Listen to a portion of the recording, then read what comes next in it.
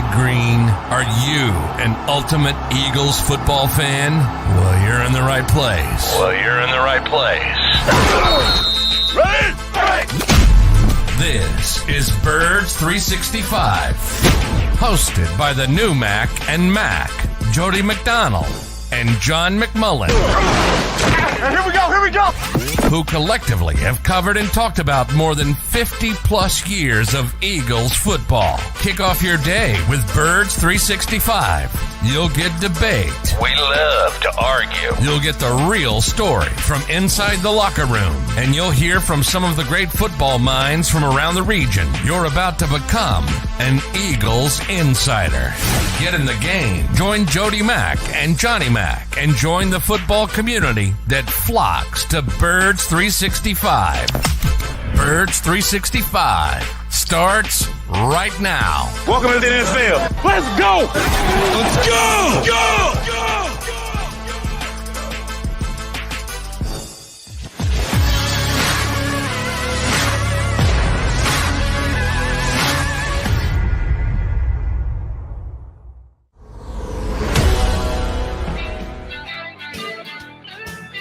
How are you, Birds fans? It is another episode of Birds 365 Thursday edition with your Mac and Mac guys, McMullen and McDonald, here to hang with you for the next 2 hours. Countdown continues, Johnny Mac. Just 5 days until the Eagles report to camp. Day one, everybody just bro hugs and high fives and catches up on their summer activities before they'll ever actually get out there on the field. But before you know it, you will be getting grass time with the Philadelphia Eagles. And they're getting a little bit of a late start. And I know this is probably with our streamers and our guys who tune in every single day, guys and gals, I should say, getting to be old hat that yours truly complains about the fact that the Eagles have subscribed to this doing less pays more line of thinking in prepping for a season. But it is what it is. It's not going to change until they actually get out there on the field. Other teams around the National Football League, the two teams playing in the Hall of Fame game, have their entire camps in. Other teams have brought rookies in.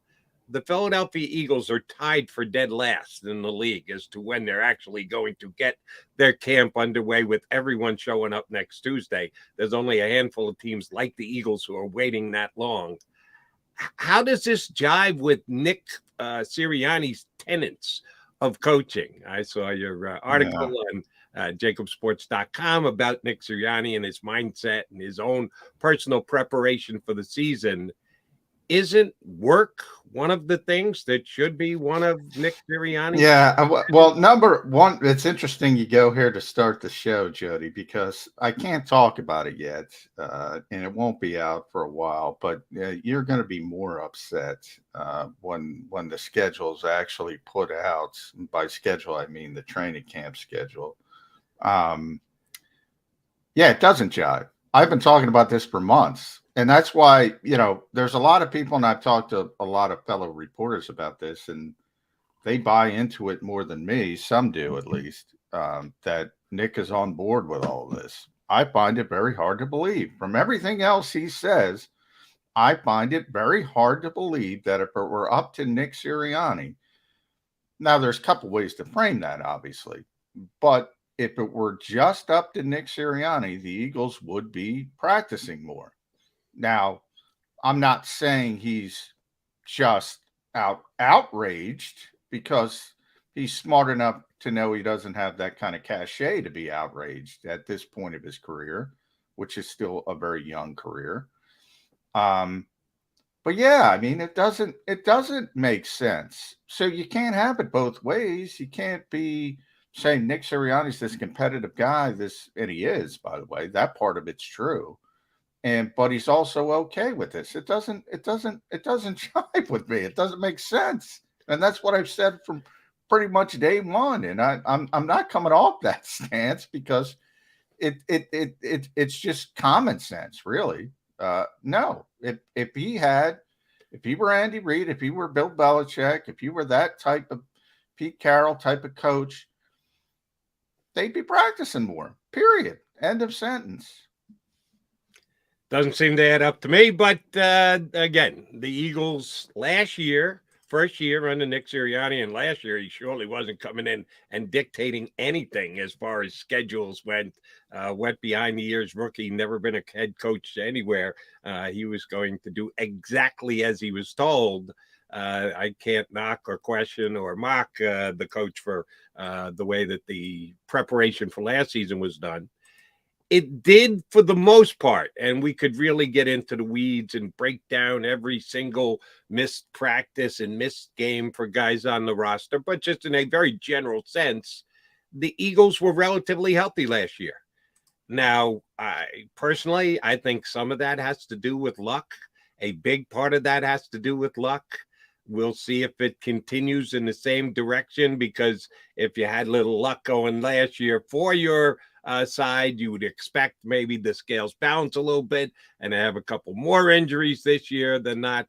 But if they truly believe that not practicing, and it makes common sense that not practicing gives you less chance to get hurt, but it also, for me, gives you less chance to be prepared and ready for the start of a season.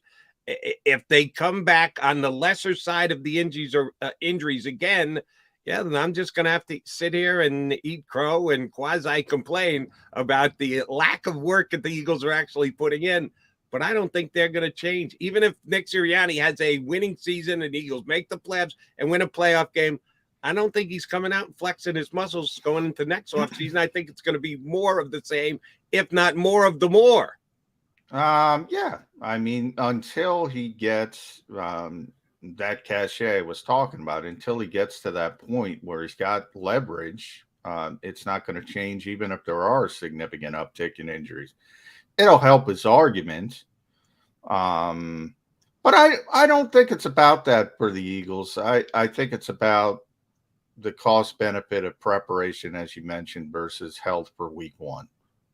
And the goal is to be as healthy as possible for week one, because you can't prepare anyway, like you used to, 2-a-days and all that kind of stuff. And that's where I think the Eagles' debate is. Not that they found the cure-all for injuries. I mean, Tyree Jackson tore his ACL in week 18. Brett Toth tore his ACL in week 18. I don't believe they have the kind of hubris to say, no, we found the cure for injuries in the NFL. It's simply about, all right, well, we have this limited time. Even if we used every single minute with our good players that we do have, you still can't prepare like you used to. So why not get as many as those key players to week one as healthy as possible? I think that's their equation, more than, oh, we have we found the cure for injuries. I don't think the Eagles have that kind of hubris, although they might. But I think it's about getting to week one. Now, in season, and this really started under Doug Peterson, they kind of stumbled onto that late in the season, where they would scale back practices, and they basically wouldn't even have the full Wednesday practice, and they do a bunch of walkthroughs. I think that part of it is to save the legs of the veteran players. Remember, they've had a pretty old team since the Super Bowl, and they still do, at least with their key players. They're turning it over. They're getting a lot younger talent, but the Jason Kelce's of the world, the Lane Johnsons, and Fletcher Cox now, Brandon Graham, et cetera, et cetera, et cetera. The aging players, they've been an older team since they won the Super Bowl, and they said, let's try to run it back and win another one. And that's changing a little bit, but I do think that in-season scale back helps the older players keep their legs for what has been the stretch runs, except for 2020 when they were terrible. Whatever the mindset is, whatever their philosophy is, whoever is contributing to this, Howie Roseman, medical staff, and kind of dictating terms to the coaching staff, their reasons for doing it are theirs, and they're not going to sit down and explain them to John McMullen or Jody McDonald or anybody else, nor is Coach Sirianni, because you got to believe he's privy to why they're doing it the way they're doing it, but he's not about to share with us why that is the case. My concerns are twofold. Number one is just general readiness for the team. They've made some significant additions this offseason. It's not like they bring back the same 53 guys from year to year. There's turnover every single year, and guys need to be incorporated into systems and work with teammates and get feels and the like. So I have a general concern that if you don't do enough, you're not as prepared as you can be. And maybe even more so, my biggest concern is there are a couple of positions, at least in my estimation, and I'm just Joe Talk Show host. I'm not the coach of the Philadelphia Eagles or the coach of any other team, as a matter of fact. But there are positions on this team where there should be some debate as to who is playing how much, who is quote unquote starting. That can be overstated, but playing at key junctures, in key games, on key downs. It's not like we know the Eagles starting 22 and then there's a drop off to all their backup players. There are a couple positions where there could be some debate as to who's going to play. John, when is the coaching staff going to figure out who should be playing in those positions, on those plays, in those games that are going to help to decide the Eagles season? Seeing as they don't put a whole hell of a lot of practice time in before the first game starts. All right, you play the first game, you break down the tape. All right, we got a bit of grasp now. But don't you want to get there having a better feel as to who actually should be out there on the field? Browns and Miami joint practices. I mean, that's gonna be this whole training camp, and sadly, it's not even going to be in Philadelphia. Both now, are on the road. I'll let you get to your point, and I apologize for interrupting, but let me just see if I got this straight. They're going to expect Eagle fans to show up at that preseason game, and they're going to charge for tickets, and they're going to charge for parking, and that game is going to be basically irrelevant, but those all-important joint practices in Berea, Ohio, and wherever the hell the Dolphins practice down south of South Beach, that's going to determine who's going to be playing the first game of the season against the Detroit Lions. Yeah. I mean, they didn't play their starters last year. They're certainly not going to play them this year. And by that, I mean, some guys have to play because it becomes a numbers crunch, but very few reps. For significant reps, the starters are going to be in practices, those joint practices. And we saw it last year. I mean, they're not going to change from what they did last year.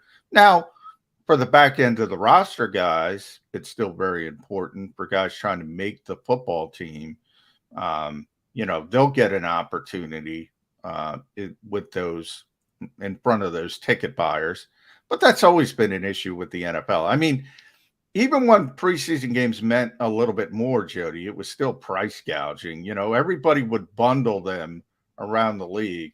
Oh, sure. I'm sure there were some teams that didn't, but 32 for 32 do. Yeah. The last one that didn't, New York Jets. Yeah. So they finally had to give it up and go, yeah, the 31 other teams are doing this. Maybe we should do this too. So you have to. I mean, package, you got to buy them all. Yeah, once people aren't going to buy them. I mean, why are they going to buy them, especially now? But if you like Britton Kobe and you hope he wins the punt return job, he'll get a chance in that game. But even the guys who aren't projected to be starters right now, like the key reserves, like Jack Driscoll on the offensive line, or Jaquiski Tart right now at safety, they're not going to get meaningful reps in the preseason games. It stinks, but it's not coming back. It's not going back to the way it used to be. So it's kind of, let's get through this and, try to get to week 1 of the regular season. And I get what you're saying, and I can sit here and scream and yell all I want, and they're not returning to 1995 getting ready for season motif. Not happening. I get that. Here's my only concern with the Eagles. Is it going to be as good as what the Washington Commanders, New York Giants, Detroit Lions, Minnesota Vikings, all the teams that are on the Eagles schedule getting ready for this year. And yes, I believe that early in the season, the more you get into the season, you play games, the preparation that you did back in September becomes less important. So it's those early season matchups and the teams you're going to be playing against twice during the year. Are they doing more? Are they going to be more prepped? They're doing more. I feel comfortable saying they're doing more. And that's, Ricky and I were talking about. Ricky and Ricardo and I are kind of on the same page there. Not so much, from the Detroit perspective. Look, I just think teams get fired up for their home openers, and that's natural. Everybody's got hope, and when you play in a bad team in a home opener, that's probably the worst time you could play them. I mean, literally the worst time, because they're going to be excited. They don't know how bad they are yet. All NFL teams have good players, including the Detroit Lions. How many good players are there on the Jets, Jody? There's a lot. There's a lot. No, seriously. I mean, they're all NFL players. And they can hurt you if you don't show up and play, your top level game. So I do think it's, the Eagles should win the game. I'm not trying to, but I do think the spot is a little bit tougher than you're playing the Lions when they played the Lions last year, and they were 0-7 or whatever the heck they were. And they kind of realized the writing was on the wall, and then they had some injuries, and all of a sudden that's where the Eagles season turns around. They completely bulldozed that team. I think it's more difficult. It's a more difficult spot than the last time they were in Detroit.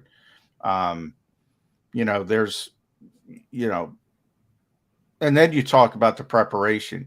Kevin O'Connell's the first-time rookie head coach. He's utilizing his time. Every piece of time, every OTA, he utilized. Now, I don't know what kind of coach he's going to be. I have no idea.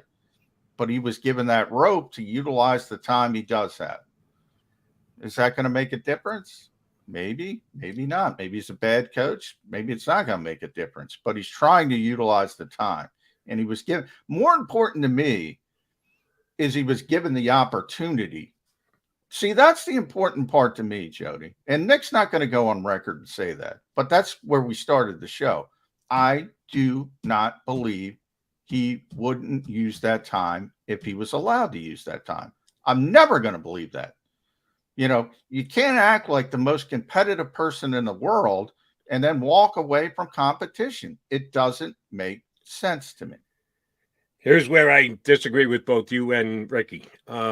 You're comparing playing the Lions in Detroit week 1 as to potentially playing the Lions in Detroit week 14, where they might not be playing as well and guys might not be as motivated. I follow that line of reasoning, but it's kind of irrelevant because you have to play the teams you're scheduled to play over the course of the season. As soon as the season ends, the previous season ends, you know who you're playing and where you're playing them. The only thing you don't know is when you're playing them. If not the Detroit Lions, which of the other road games the Eagles are scheduled to play would you prefer the Eagles to be? Oh, I didn't say there's a preference. I just say it's a more difficult spot than it would be. And you got to play, Johnny. You got to play somebody opening week on the road. But would you rather play the Detroit Lions or someone else? No, that's not the point. I agree with you. I mean, if that's not the worst team on your schedule, maybe you can argue Chicago in the same division, because I think they're going to be a disaster. But that's not the point. Yeah, you should win. You should win. And they play Chicago later. I forget the week. You should win both of those games because you have more talent. I just mean there's more of a trap potential when you're playing one of those teams in week 1. That's all I'm saying. I'm not saying I'd rather play somebody else. I'm saying there's more of a trap potential against a terrible team in week 1 than week 14, week 15. Right. And I say I would rather play a team that I got a significantly more talented roster week one, get the season off right. The Eagles are subscribing to less is more preparation for the season. Then let me just sneak out of there with a win because we're just flat out better than they are. Well, I'd that might be doing that than playing a team who's got more talent than the Eagles I do. agree with you, but that might be and what if that happens, Jody? What if they sneak out of Detroit with a 21-20 win? People are going to be upset by that. It's going to be a win. It's great. You get out of there. Wipe the sweat off your brow and move on. Yeah, that's the people way are going to be. You know, people are going to be upset about that if that's the way it shakes out. They're going to be very upset by it. Yeah, but I'd rather have that 21-20 win over Detroit than that 21-20 loss to Indianapolis if that were your first round. I'd rather win. Game. I'm just saying the spot is more difficult for the Detroit Lions in week one. Not that I'd rather play somebody else. It's more difficult against a bad team early in the season, and especially in the home opener. Everybody gets fired up. That might be the only game Lions fans are fired up for, the home opener. That might be it. What did I plan? Thank you. I don't know. By Thanksgiving, they're always done. There's always 40,000 people there. They want to go to freaking Thanksgiving dinner. All right, John McMullen, Jody McDonald, your Mac Birds 365 today. We've got a pair of Jeffs coming your way. First up is our pal, Jeff Kerr from CBSSports.com. A little bit later is Jeff Mosher from InsideTheBirds.com. So we've got two good Jeffs joining us today. Kerr is next here on Birds 365. Go for the pulls and the pools. Go for the oohs and the ahs. Go for the bubbles and the bubbly. Go for the story and the stories. Go for the win. Go to Ocean Casino Resort. Book your trip at theoceanac.com. Action News at 11 with Rick Williams. It's the team you trust to bring it all together. The stories that impact your community. A sports roundup for the locals. And the AccuWeather forecast you depend on. Action News at 11 with Rick Williams.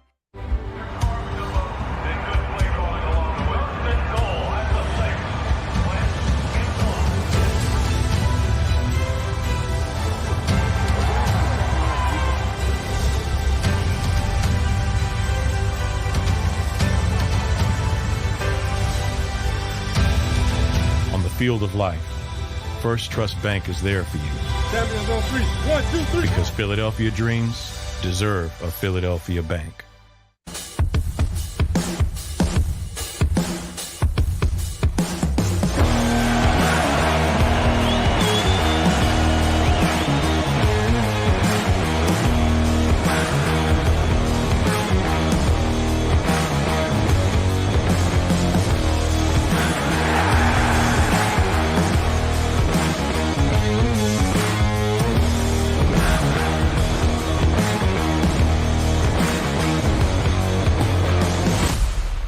Did you know I was the Mommy Slam Dunk Champion? Really? Yes, really. Don't sound so surprised. Let's see it. Oh, you're ready. All right, here we go. Let's hear the crowd. So go to right, go to left. Fake 'em out. Mama, go up, up, up. She did it. Again? You can't avoid gravity, but United Healthcare can help you avoid financial surprises by helping you compare costs and doctor quality ratings. United Healthcare. Uh-huh. Go for the pulls and the pools. Go for the oohs and the ahs. Go for the bubbles and the bubbly. Go for the story and the stories. Go for the win. Go to Ocean Casino Resort. Book your trip at theoceanac.com.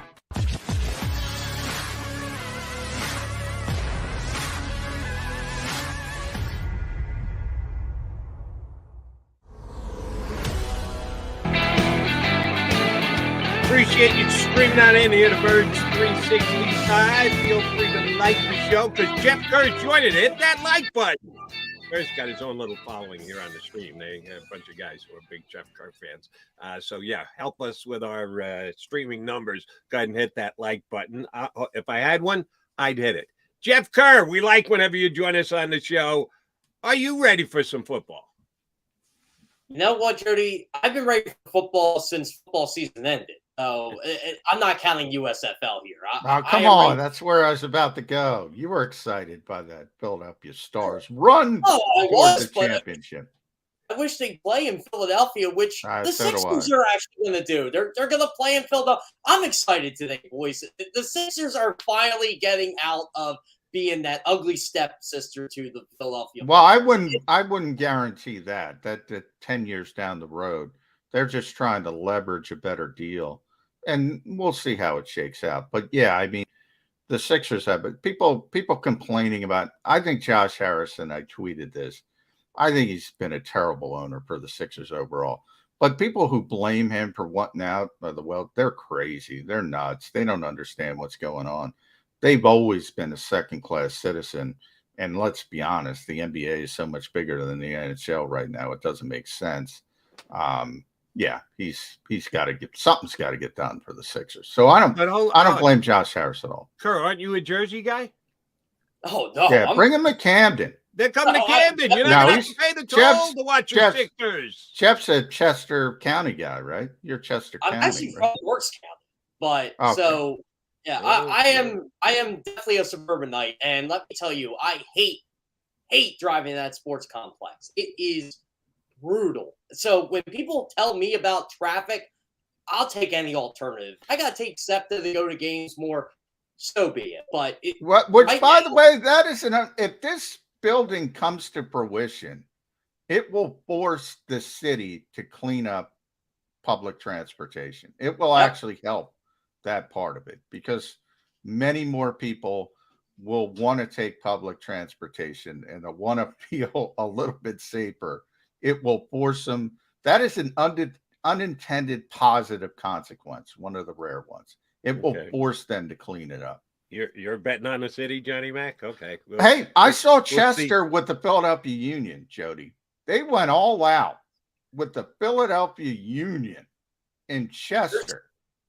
So I'm thinking that Philadelphia with an NBA team, they don't want that bad publicity. There are two things that I'm going to get out of this, and one of them is the WNBA team. I for people who haven't seen my Twitter, I basically tweet about the WNBA almost every day and want Philadelphia to get a WNBA team. If that ever happens, as a women's basketball fan, I'm all for it. My sister and I will be jumping up and down if they ever get a WNBA team. All right. We've gone too far afoot here. Yeah, we've gone. Yeah, we're going to get in trouble to talk. Although I hope Dawn Staley is the coach of that team. Oh yeah, see, that's the thing. Dawn Staley's got to be the coach. That'd be the perfect scenario. Yeah. Let us reel it back into the birds. All right, we are 52 days away from the Eagles and the Detroit Lions. Yesterday, Ricky Ricardo joined us and Johnny Mac, and he said, "Oh, it's a good thing. It's a bad thing they're playing the Lions the first game of the season." Yeah, I think you're overstating that, Jody. We said it's more difficult than it typically would be against a bad team. Not that it's a bad thing. Are it's we just sure a worse the Lions spot. going to be a bad team? That division sucks. I know. It's terrible.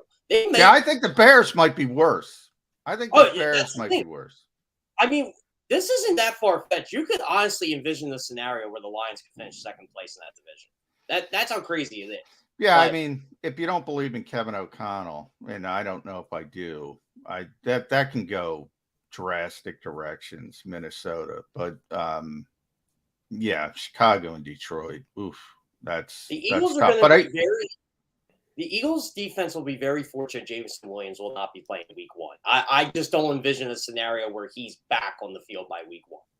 Yeah. So what I've heard from Ricky and John and Peter King, too, who I have to read his column every single Monday. The Eagles are in trouble week one against the Lions. That's a game that they could lose. Jeff Kerr. Bring them back to reality here. The Eagles are going to go in Jeff likes the Lions. And kick the Lions' ass the same way they did last year, aren't they?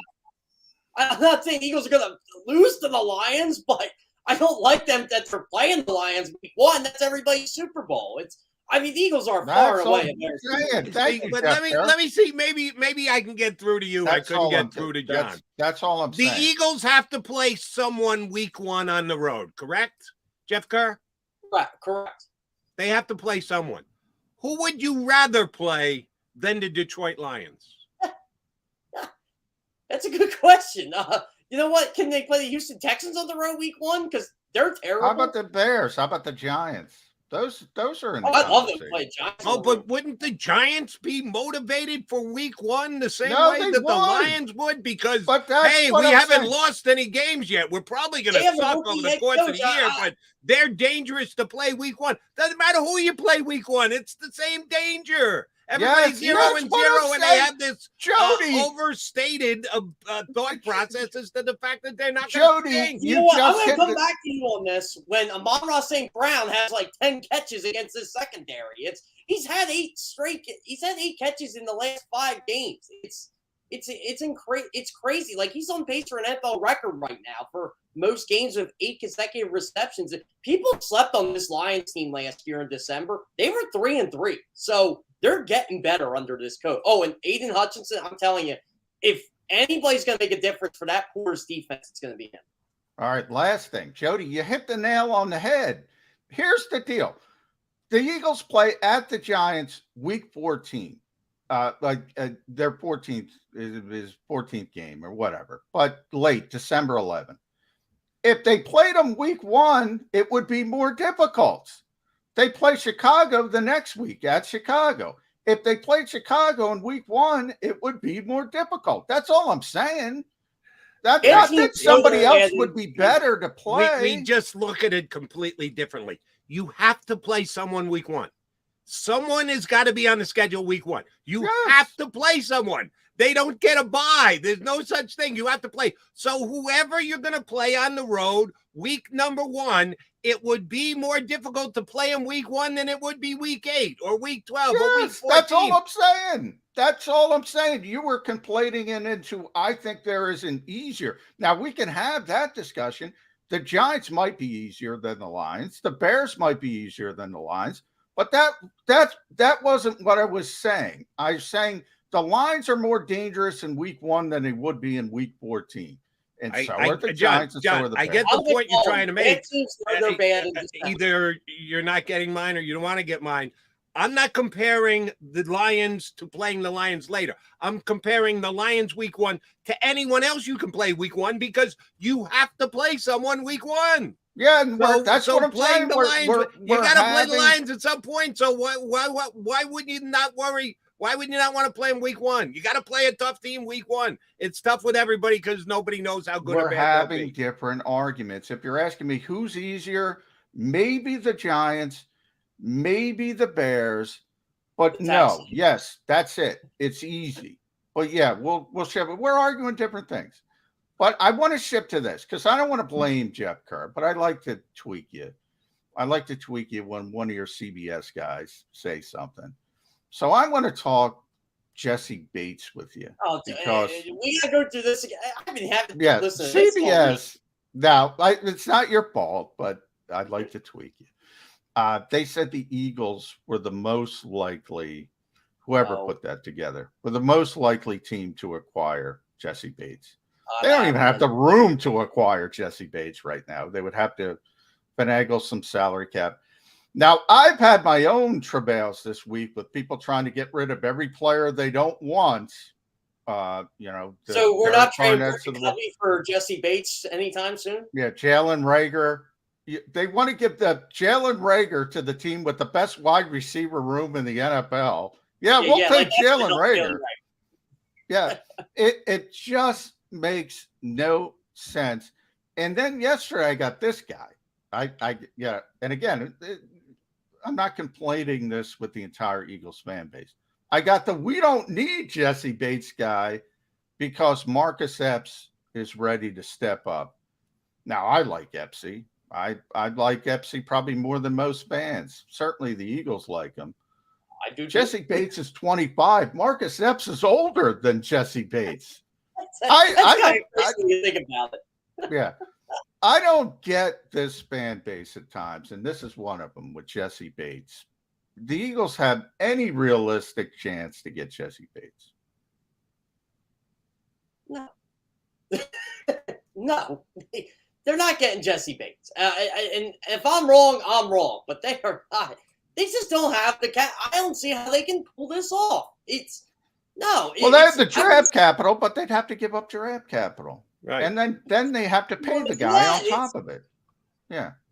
I get Jesse Bates wants to get paid, but where's this money coming from? Like, who are you getting rid of for this to happen? Like, you would have to get rid of a Fletcher Cox, a Javon Hargrave. You're going to have to move on from somebody to create the cast. This is what we were talking about yesterday with the whole Jimmy Garoppolo thing. There's only one team that can take on his salary right now, the Cleveland Browns, fully. So the 49ers are in a pickle. So what's going to happen with Jesse Bates? Because I was looking at every team's cap space. Yeah, more teams can take him on, but it's like you said, John. Do you really want to give up the draft capital to get this guy? He's a great player. Don't get me wrong. I mean, I'd love to have him on the Eagles. It's just, I just don't see it. Like, I'm just trying to think critically here. And yeah, I'm sorry. If this was March, absolutely.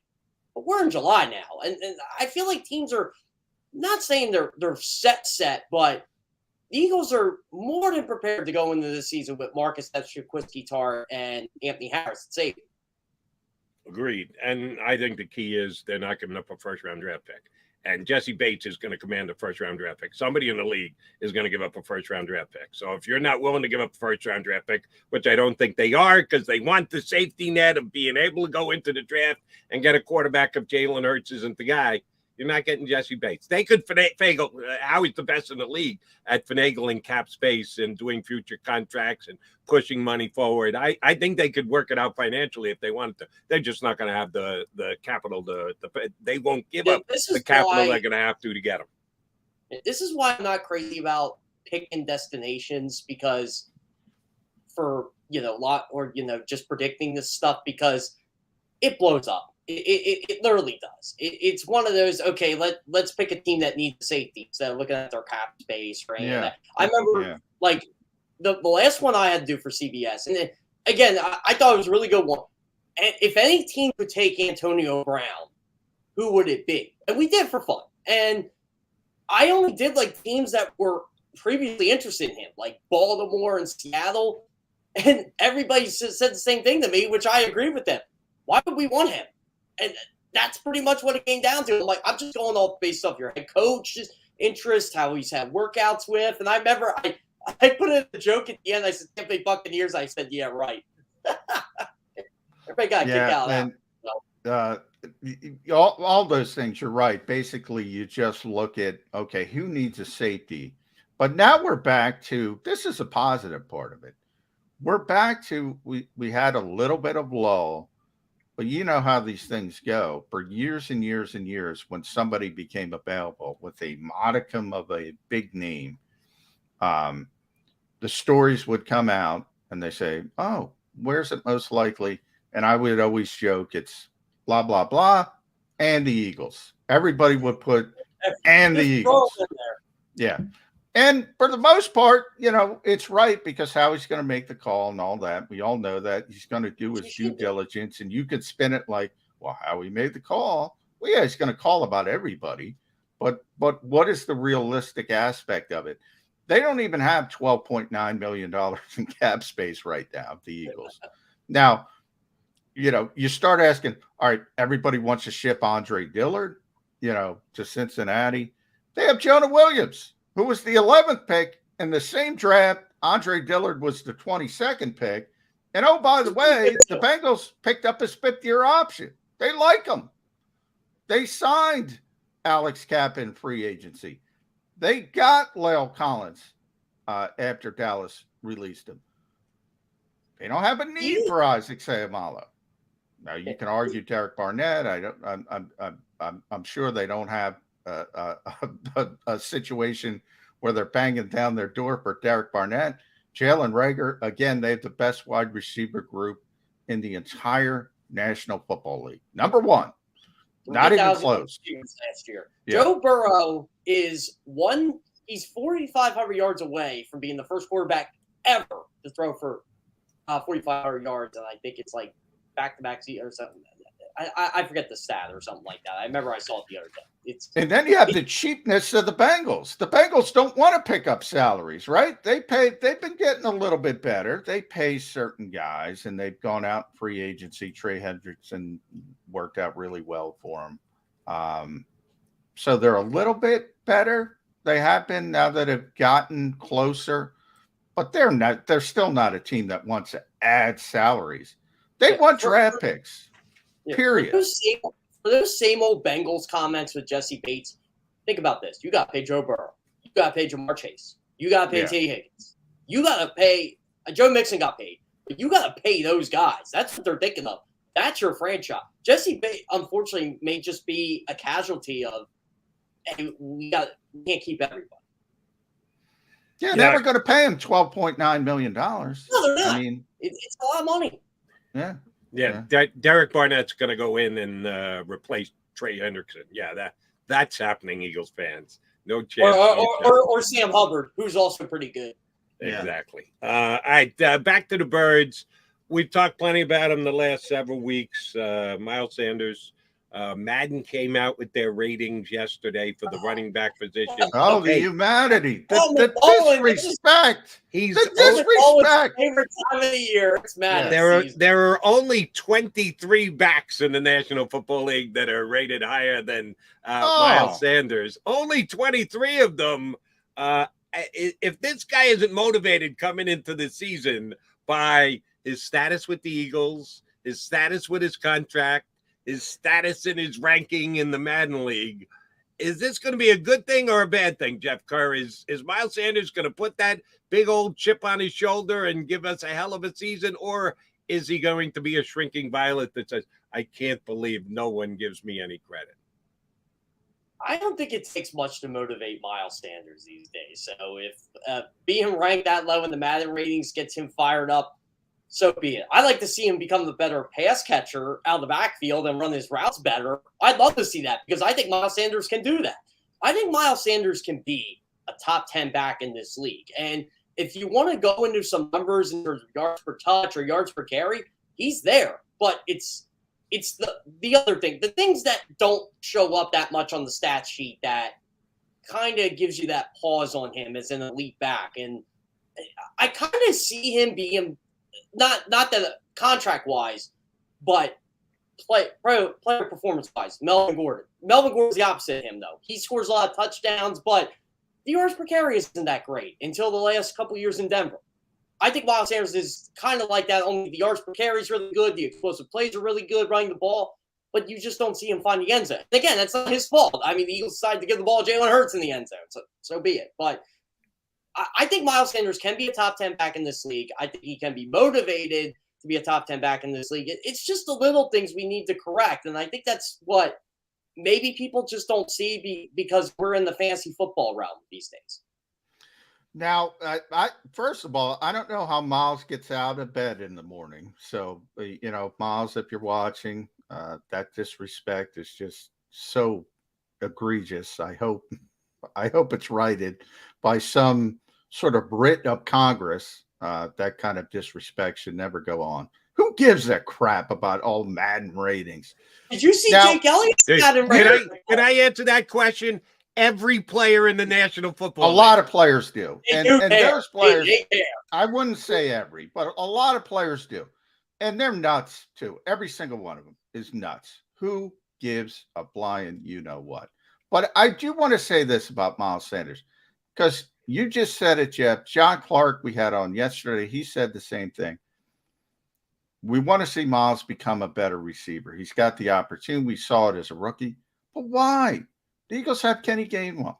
Kenny Gainwell is a natural receiver. They want to get him up to speed for the third down stuff and the hurry-up stuff. And by the way, I think they're right. Now, if injuries come into play, I'm not saying you don't want Miles to get better, but there's no way Miles Sanders, if he hits optimum level, becomes the same receiver that Kenny Gainwell is naturally. So why? Why is everyone intent? Now, the same way, I don't think there's a million years that Kenny Gainwell can become Miles Sanders as a runner. I think people are overrating that aspect of it, of his game. So to me, it's a nice yin and yang on paper. If the Eagles can get Miles Sanders to be the lead back and Kenny Gainwell to get the third down and hurry up. Why is everybody worried about getting Miles the football through the air? He's not good at it. So use the guy who's good at it.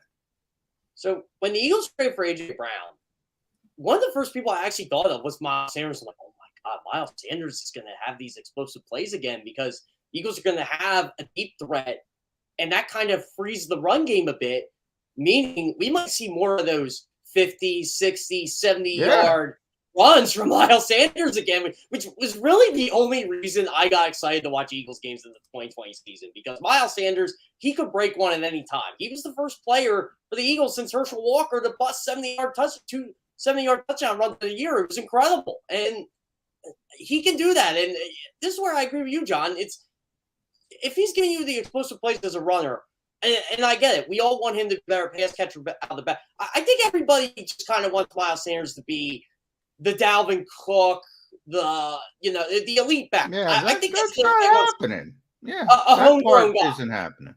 Yeah, which I'm fine with Miles Sanders just busting up big runs and just being that explosive player as he is. And look, he is a yards per touch guy. He really is. He's third in the league in yards per touch since he's entered the league. It's like Christian McCaffrey, Alvin Kamara, Nick Chubb, him. It's those are the four that are always mentioned.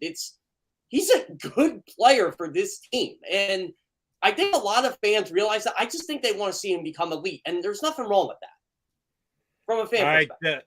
Jeff, Johnny Mac told me earlier that the joint practices with the Cleveland Browns and the Miami Dolphins might be the most fertile ground in deciding who's going to be playing when the season starts for the Philadelphia Eagles. I guess I have to wrap my head around this. I'm a little old school, can't understand. Wait a minute. A scrimmage is going to determine who gets to play for the – okay, I'll accept that. What happens if Gardner Minshew goes nuts against the Cleveland Browns? The Browns are still in that quarterback hunting position. We still don't know how many games Deshaun Watson's going to be out. A lot of reporting saying that it's probably going to be 8 now. I don't buy that. If you need me to get on the record, I'll get on the record right now. That one of two things are going to happen. If the decision comes down, he's going to be suspended for 8 games. It's either going to be an indefinite 8 games because the NFL wants to leave open the possibility that those other lawsuits could come back to bite Deshaun and the NFL in the rear end.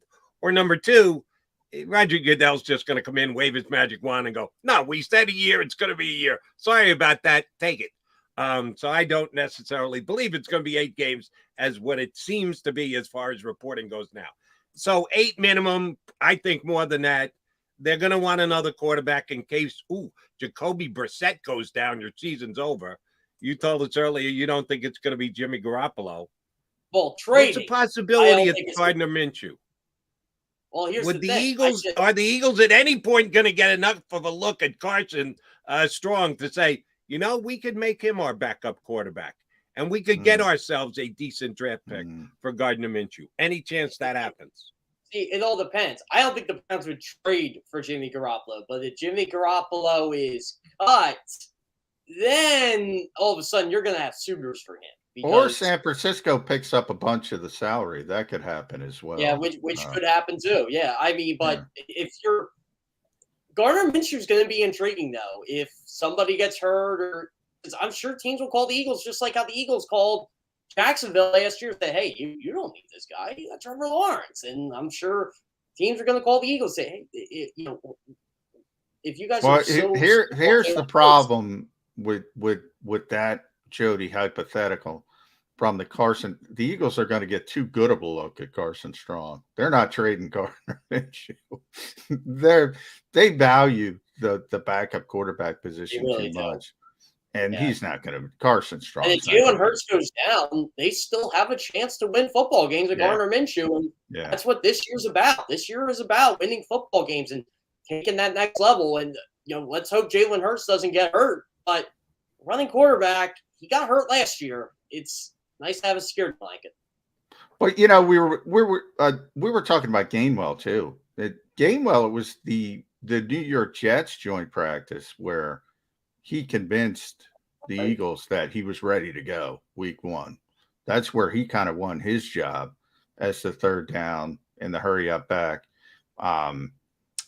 And obviously lost it in season and took a little bit of a step back. But that's where he convinced him that he could be ready to go. And yeah, joint practices are just more important than preseason games, which kind of sucks, to be honest. But yeah, will be determined in joint practice. I guarantee it.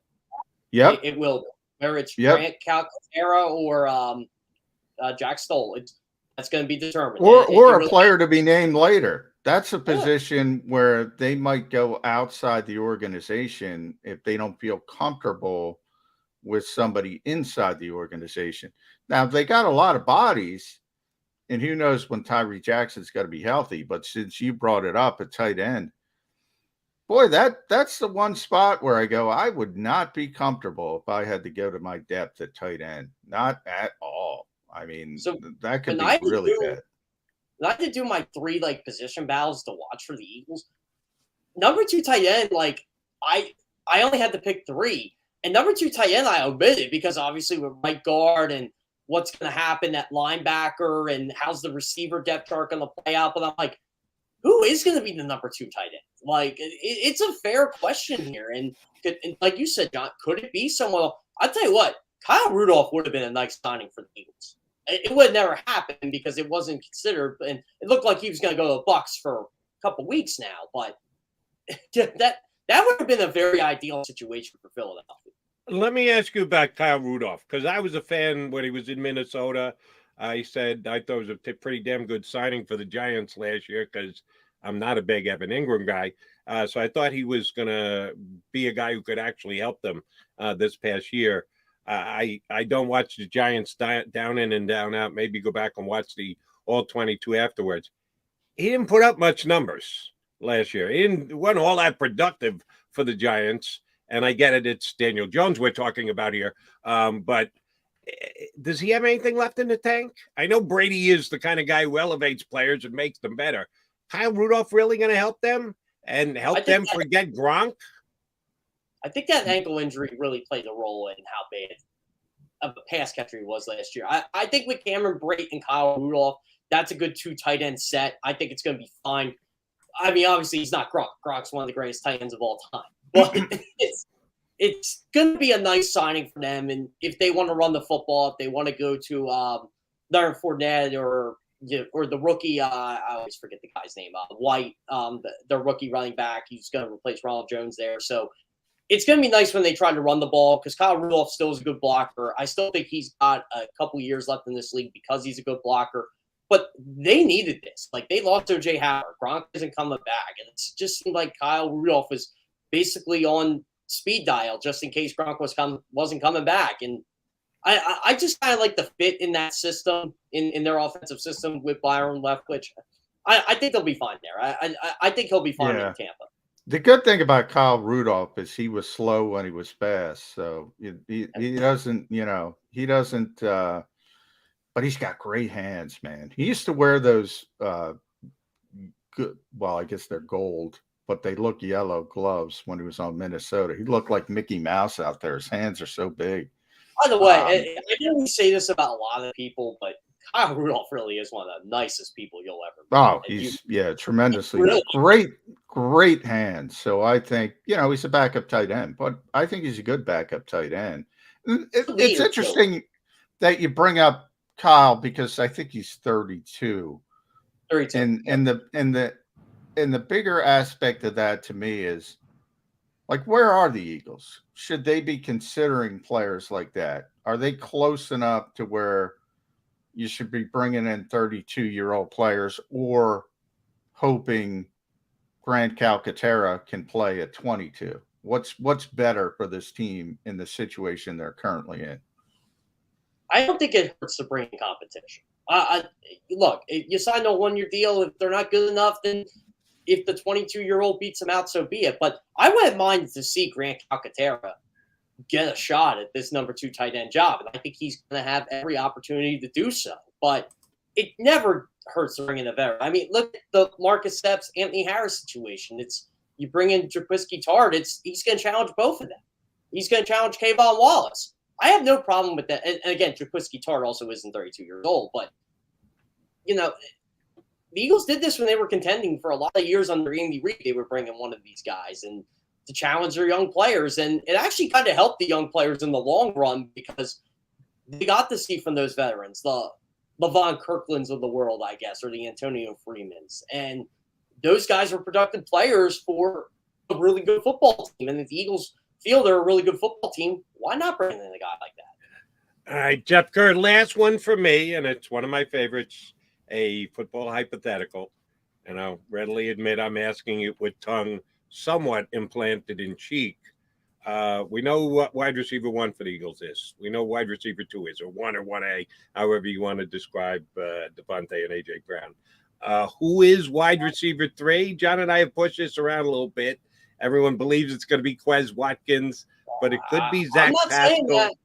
Yeah, the coach is a big Zach Pascal fan. It's a better offense. It's Zach Pascal playing in the slot. Understood. And then you have that Jalen Reagor guy who was a first-round draft pick, only 2 years removed, and we don't know exactly how he fits into the picture. What happens in that joint practice in Berea, Ohio, when Greg Ward catches 8 balls, 3 of which go for touchdowns? What happens to the Eagle wide receiver room, Jeff? And he return punts, Jody. That's what's going on. And that is he can catch it. You know, that's a big thing, ball security. If you don't have an explosive returner, you want somebody who's at least going to catch the football and not create. I guarantee the Eagles are probably telling Devin Allen, get ready to catch some punts and get ready to return some punts because that's I don't know. I think Britton Kobe's your punt returner. I think Devin Allen's more. That might be the sneaky one. And you know, when I wrote about the wide receiver depth chart, I'm like, okay, where does Greg Ward fit in? Where does this guy fit in? And you know, I'm assuming the Eagles are going to keep 6 guys because of the tight end situation. So you got Pascal, Watkins, they're locks. Obviously, Brown and Devontae are locks. So 5. I think Greg Ward might hang on. I think he might hang on. It's crazy. And I wouldn't mind Greg Ward on this team. It's like you said, Jody, he does catch the football when he plays. I mean, you can't do any worse for a number 5 wide receiver in this league than Greg Ward. I'm a charter member of the Greg Ward. He's a good teammate. He's a hard worker. He's got ball security as a punt returner.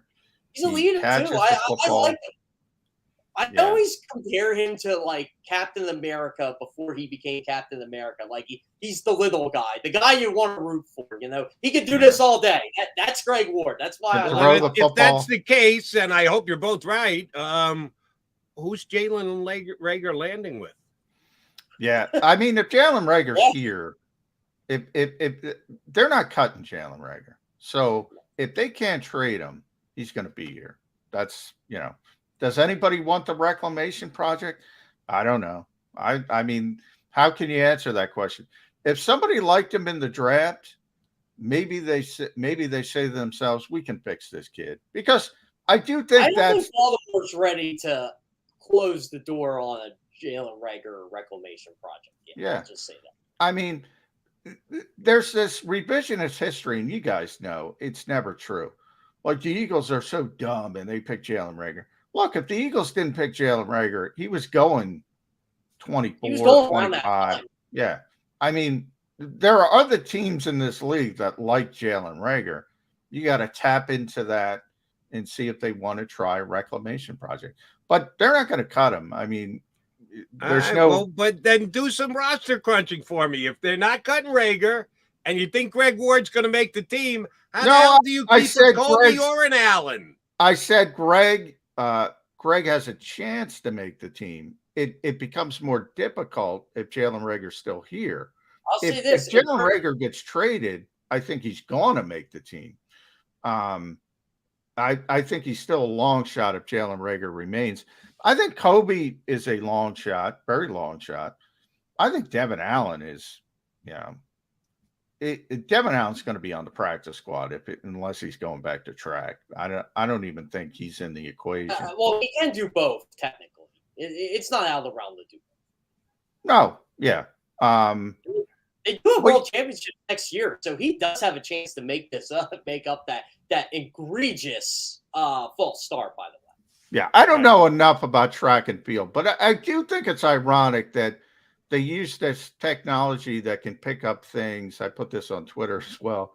They can pick up things the naked eye can't see. And in the NFL, which is a $13 billion industry, we got part-time employees making the biggest calls with index cards to see if there's a first down. They don't use technology, so Devin Allen can at least rest assured for that. I say this all the time. I have went for 300 games in bowling. I've been in clutch golf tournaments over the years. Not that I'm a good golfer, but I was in scrambles and had to make key putts. I ran track till 10th grade. Nothing was more stressful than a 100-meter final in anything. Nothing. My palms were sweating like crazy at that start line. I couldn't wait for that gun to fire. I was so antsy. I'm like, oh my God, like I played football games. Like, dude, why am I sweating so much? Because like this start is everything. If you don't start well, you're done. I remember being so furious when I had a bad start. Like, not like I was going to win the race, but I'm like, that time was terrible. This is terrible. What do I got to do to get better? Like, same for relay. I started a relay. That is the most nerve-wracking thing. Your palms are sweating. You're holding a baton. It's something else. I don't know how those guys do it. Well, you can beat the start like Devin Allen did. Oops, sorry, that got him disqualified. False start. Get used to it. Get used to it early in the season. Not a false start when we bring Jeff Kerr on here on Birds 365. JK, good stuff. As always, appreciate it. We'll get back to you in just a couple of weeks. Absolutely, guys. Hey, training camp starts Tuesday. Yeah, it's going to be earlier than that. Rumor has it, but we'll see. We shall see. Put out their schedule. JK, we'll certainly be in touch. Thanks, buddy. Yeah. At Jeff Kerr, CBSsports.com. Read Jeff as well. And you'll be seeing Kerr filling in when Johnny Mac's got to get some grass time, and that starts soon. All right, we're coming back here on Birds 365. Got our second Jeff of the day, Jeff Mosher, going to join us in less than 20 minutes from now. So keep it here. Go for the poles and the pools. Go for the oohs and the ahs. Go for the bubbles and the bubbly. Go for the story and the stories. Go for the win. Go to Ocean Casino Resort. Book your trip at theoceanac.com. Action News at 11 with Rick Williams. It's the team you trust to bring it all together. The stories that impact your community. A sports roundup for the locals. And the AccuWeather forecast you depend on. Action News at 11 with Rick Williams.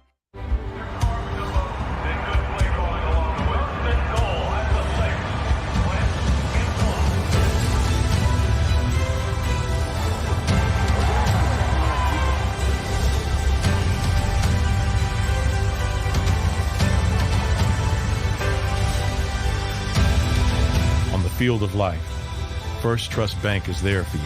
Champions on three. 1, 2, 3. Because Philadelphia dreams deserve a Philadelphia bank.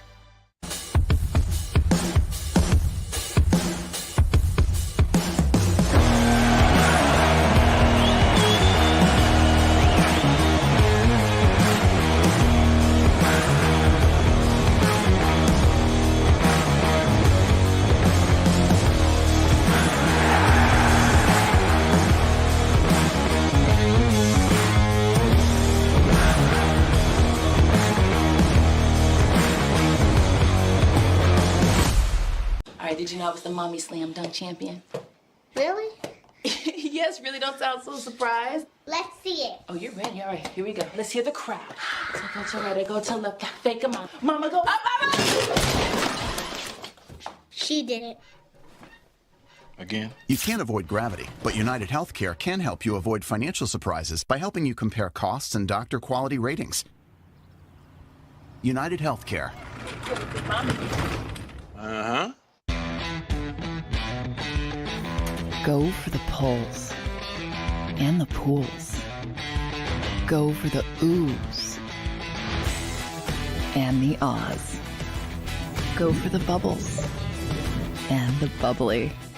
Go for the story and the stories. Go for the win. Go to Ocean Casino Resort. Book your trip at theoceanac.com.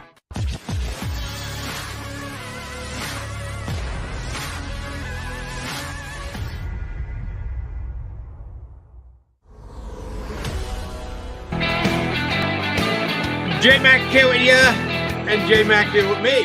Jody McDonald and John McMullen here with you on Birds 365. Appreciate you streaming in.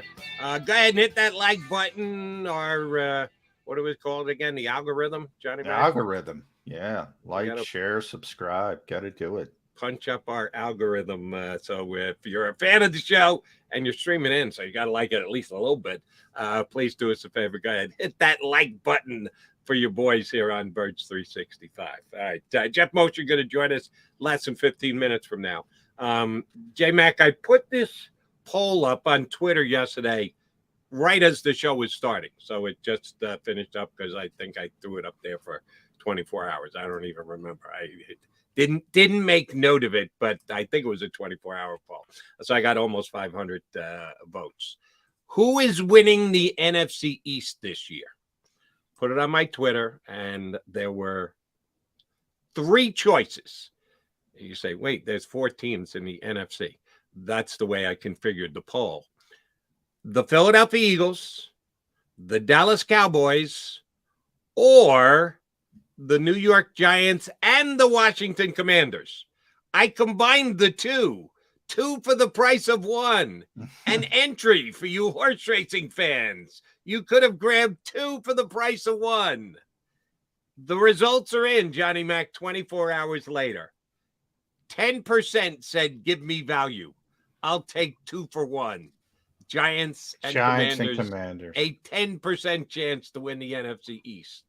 Now, how many picked the Eagles? Can I guess? Yeah. I'm gonna say 73% picked the Eagles. Not quite. 65.3% took the Eagles. Ballpark. That's not bad. Which leaves 24.6% for the Dallas Cowboys. So this goes back to a question I asked you the other day here on Birds 365. If the choice were the Philadelphia Eagles or the Dallas Cowboys, Giants, and Commanders, you get all 3 for the price of 1. Well, 65% took the Eagles. Yeah. Only 35% took the other 3. To be fair, we're dealing with Philadelphia fans, Birds 365 fans. I think, if you were surveying a savvy gambling crowd that was just worried about winning money, I think the value, we know the NFC East, we know the upheaval, we know nobody's consistent. But if maybe the 2 teams, if you shake it out that way, maybe it starts to shift. But I think the vast majority, and correct me if I'm wrong, because you pay more attention to the odds than I do, Jody, but I think the Cowboys are still favored over the Eagles in most places. Am I correct about that? I think they are. I'm not positive. Most, not all. Yeah. You're right. Yeah. Most would be the correct way to state it. And it's very close.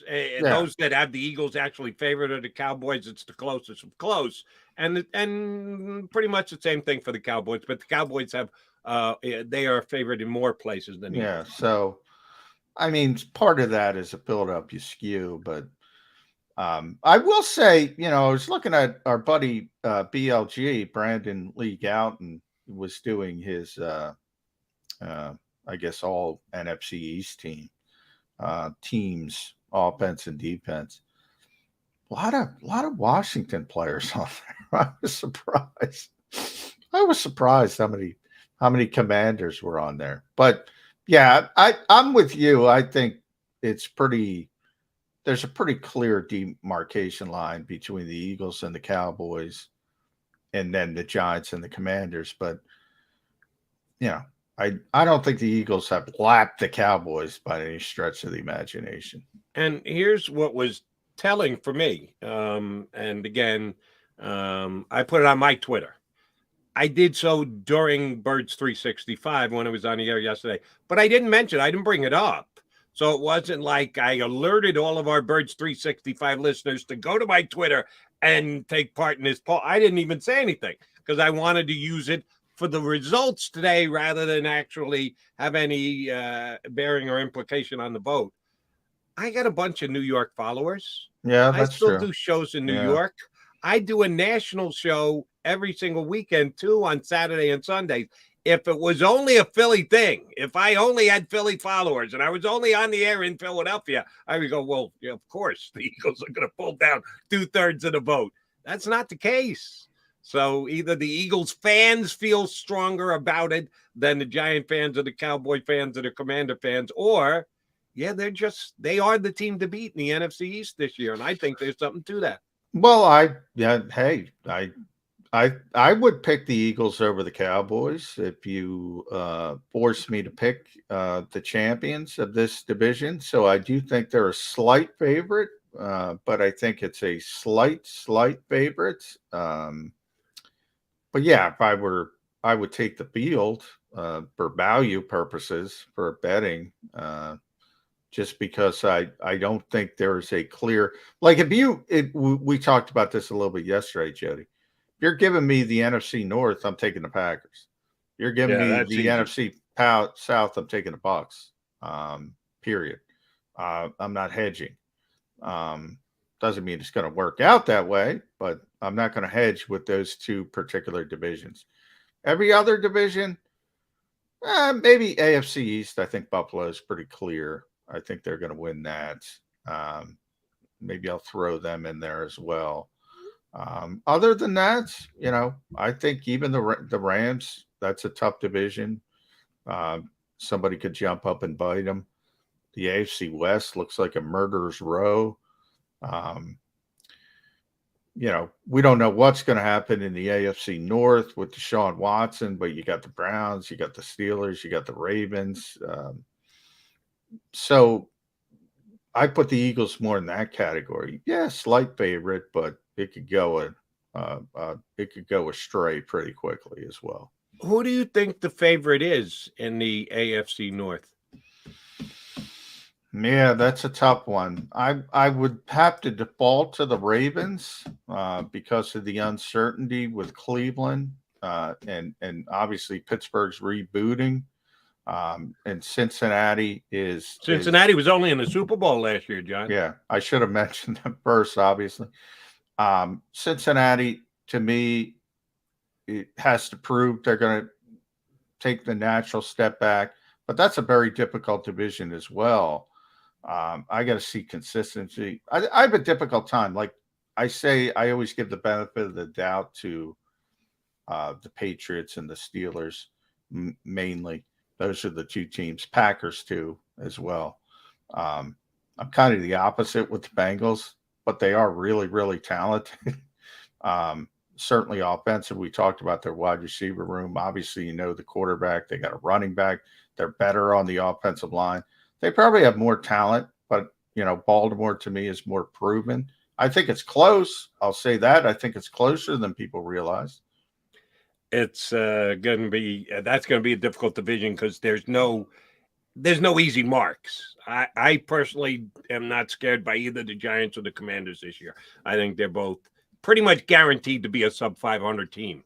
I don't know that I can guarantee any teams in the AFC North to be below 500. Probably, if there's one team closest, it would be Cleveland because of Deshaun Watson. Yeah. But what happens if Deshaun Watson's suspension comes back? I don't believe that's going to happen, but at least it's being reported it's going to fall somewhere betwing 2 and 8. They might have 2 games. Cleveland might have the best roster in that division from top to bottom.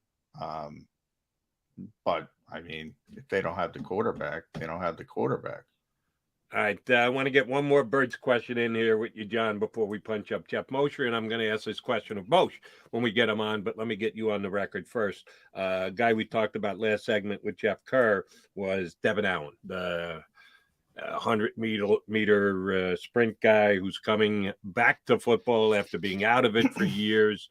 The Eagles decided to sign him, give him a chance. We'll see if he can still catch the football and play football. We don't know any of that. He may come in here and look like a guy who needs to go back to track, and we'll be told, thank you very much for your participation.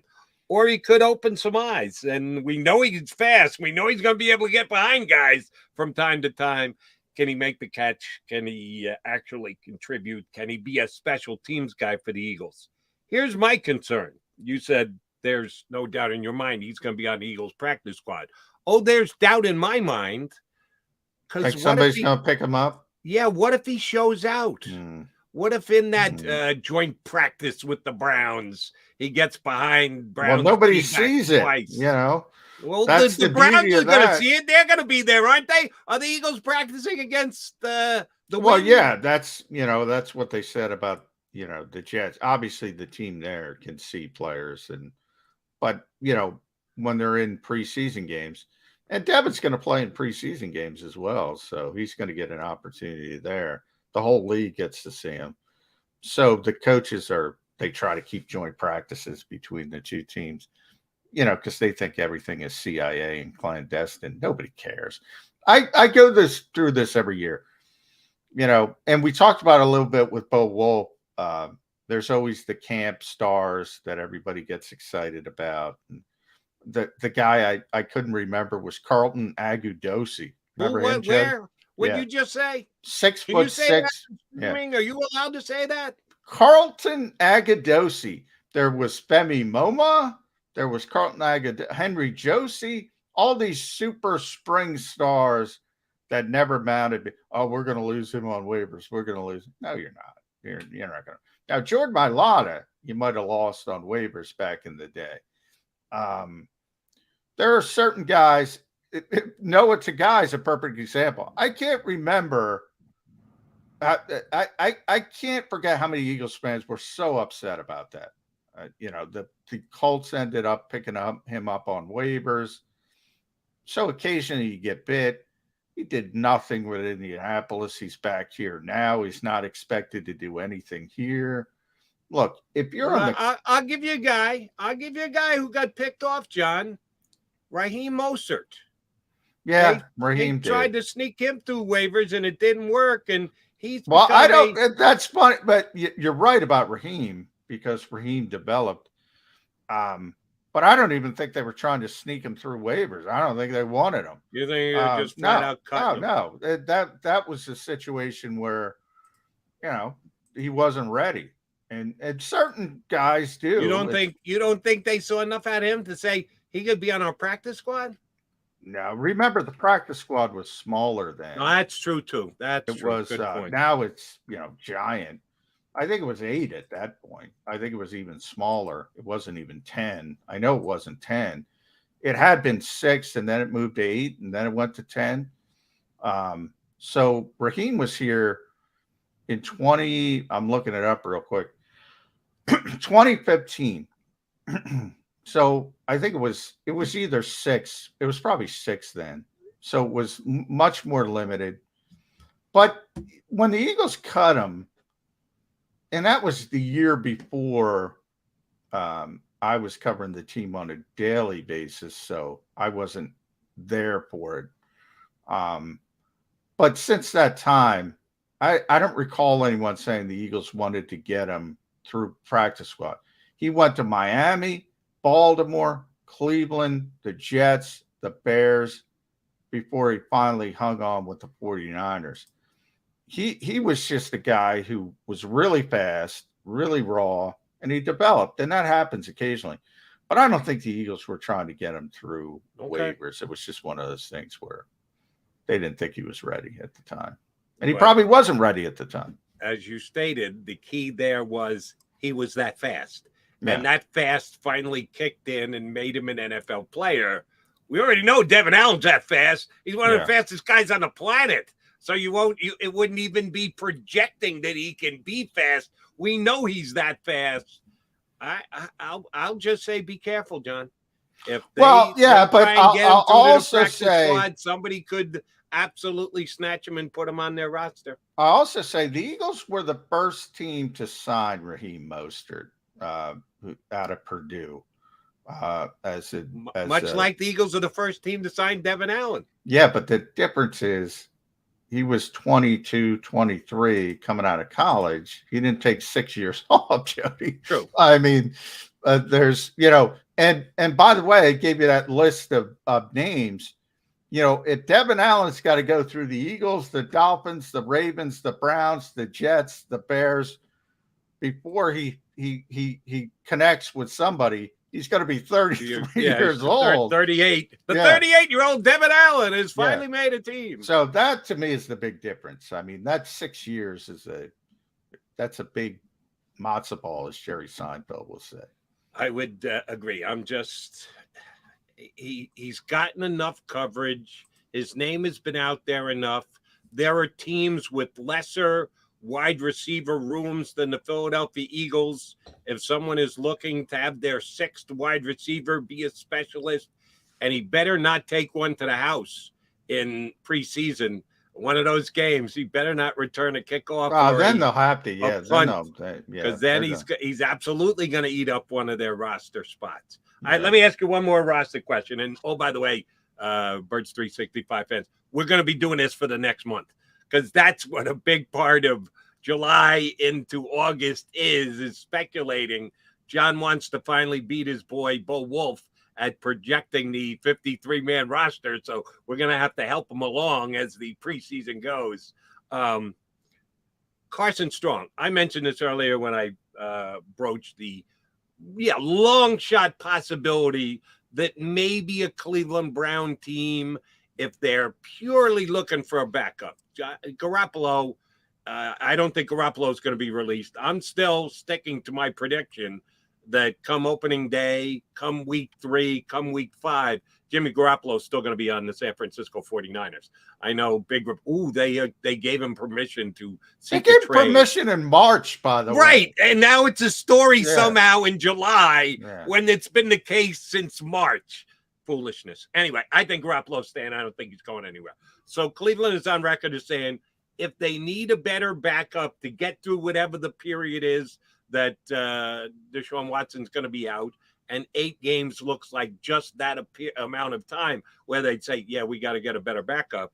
If Gardner Minshew plays unbelievable in that joint practice with the Browns, and they come and knocking, and they're offering a 3rd-round draft pick, it's going to be tempting for Howie Roseman. Well, he loves Johnny. He loves winning trades. He loves winning trades. That might tempt me. 3rd-round pick. I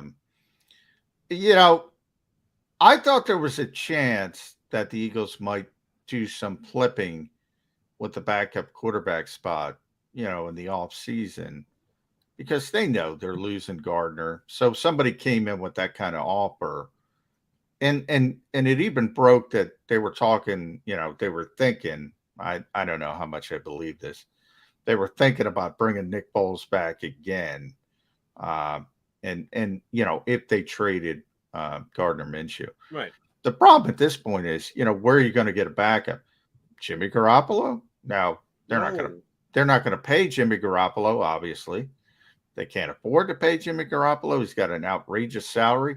If San Francisco wants to pay the whole thing, that's not going to happen. His name is Carson Strong. Yeah. I think Carson Strong is closer to Reed Sinnett than Gardner Minshew. I think he better look in the rearview mirror, because I think people have, and I think it's more likely than not that Carson wins the 3rd quarterback job. It's weird to say Carson. But I don't think he's a slam dunk over Reed Sinnett. Just from the health standpoint, he can't move, Jody. He is a statue, Carson Strong.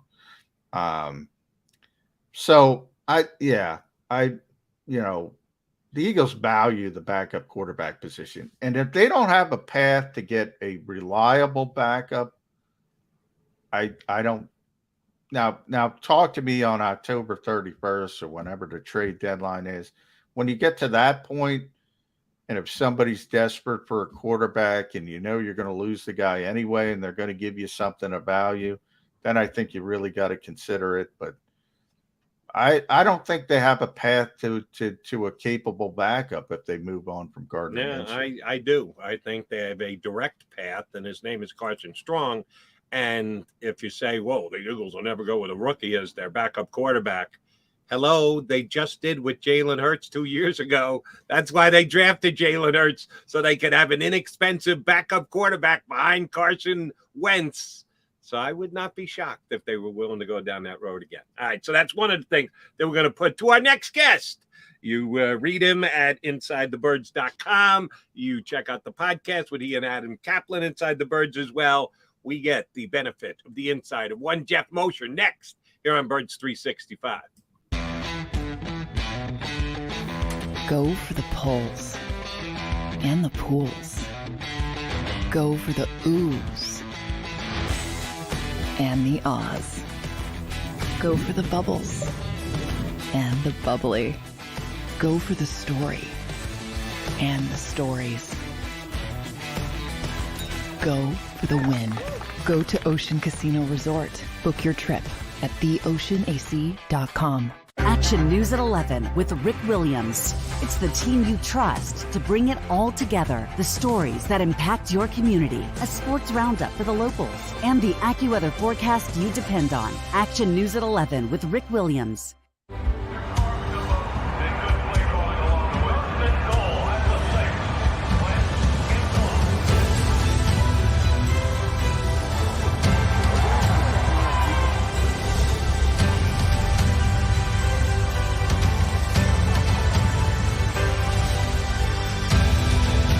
Field of life, First Trust Bank is there for you. Champions on three. 1, 2, 3. Because Philadelphia dreams deserve a Philadelphia bank.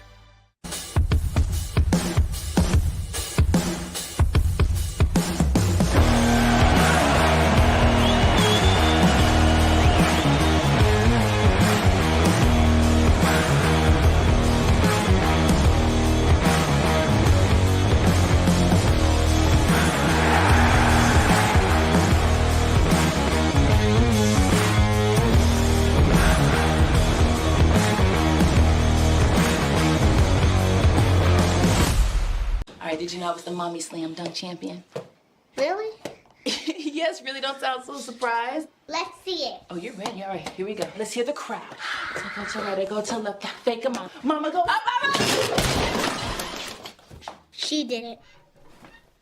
Again? You can't avoid gravity, but United Healthcare can help you avoid financial surprises by helping you compare costs and doctor quality ratings. United Healthcare. Uh-huh. Go for the pulls and the pools. Go for the oohs and the ahs. Go for the bubbles and the bubbly. Go for the story and the stories. Go for the win. Go to Ocean Casino Resort. Book your trip at theoceanac.com.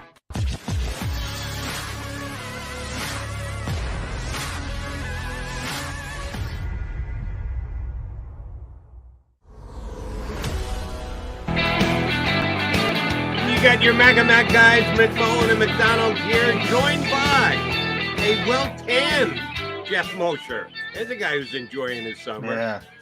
You look pretty good there, Mosher's Mr. always Mosher. I tan, take it you've been at the beach this summer? So a little bit, but you know, I kind of, this is my summer look, as Johnny Mac was saying. Yeah, this is me. Yeah.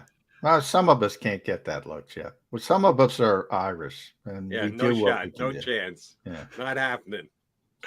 How you guys doing? We appreciate you jumping in with us, GM. All right, I just asked John this question. I want to run it by you. Eagles quarterback position, and the question has nothing to do with Jalen Hurts, believe it or not. If Carson Strong in the one of 9 practices, or maybe it's only 8, or maybe it's only 7, that the Eagles are going to have before they start their joint practices against Cleveland, and their joint practice against Miami. So, yeah, at some point, Carson Strong is going to be able to show something. Any chance the Eagles trade Gardner Minshew before the season starts? Before the start of the season, no, I don't think so. No. Yeah, we're really in. We're getting close to August, aren't we? We're in late July. Yeah, Carson Strong, and I think Carson Strong is closer to Reed Sinnett, is what I told Jody, than Gardner Minshew from the Eagles' perspective. Now he had a big name, and obviously at the start of the draft process, some even had him as a potential first-round pick. He ends up being undrafted, so he's got the big name. I think, if I were laying odds, I'd probably say he's going to win that third quarterback job. But it wouldn't shock me if Reed Sinnett beat him out in those 10 opportunities he has. Yeah, I mean, I think if it came down to, arm talent and ability from a quarterback perspective, I think you're right that Carson Strong would have the advantage, and it would surprise me unless he just fell on his face. But I think the medical history is too large to ignore here. And it's not just the history. I mean, if his ability this summer is threatened by the fact that his knees aren't strong, or he has zero ability to navigate a pocket, and that's something that stands out, then it's going to be difficult for him to make the team as the third quarterback even. I mean,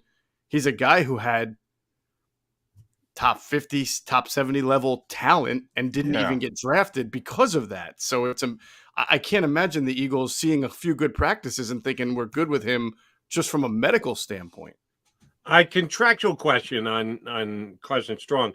I know the Eagles gave him more guaranteed money than most undrafted free agents, which means there were probably other teams that were interested in his service as well, and Eagles had to go to a certain number just to make sure they got the player.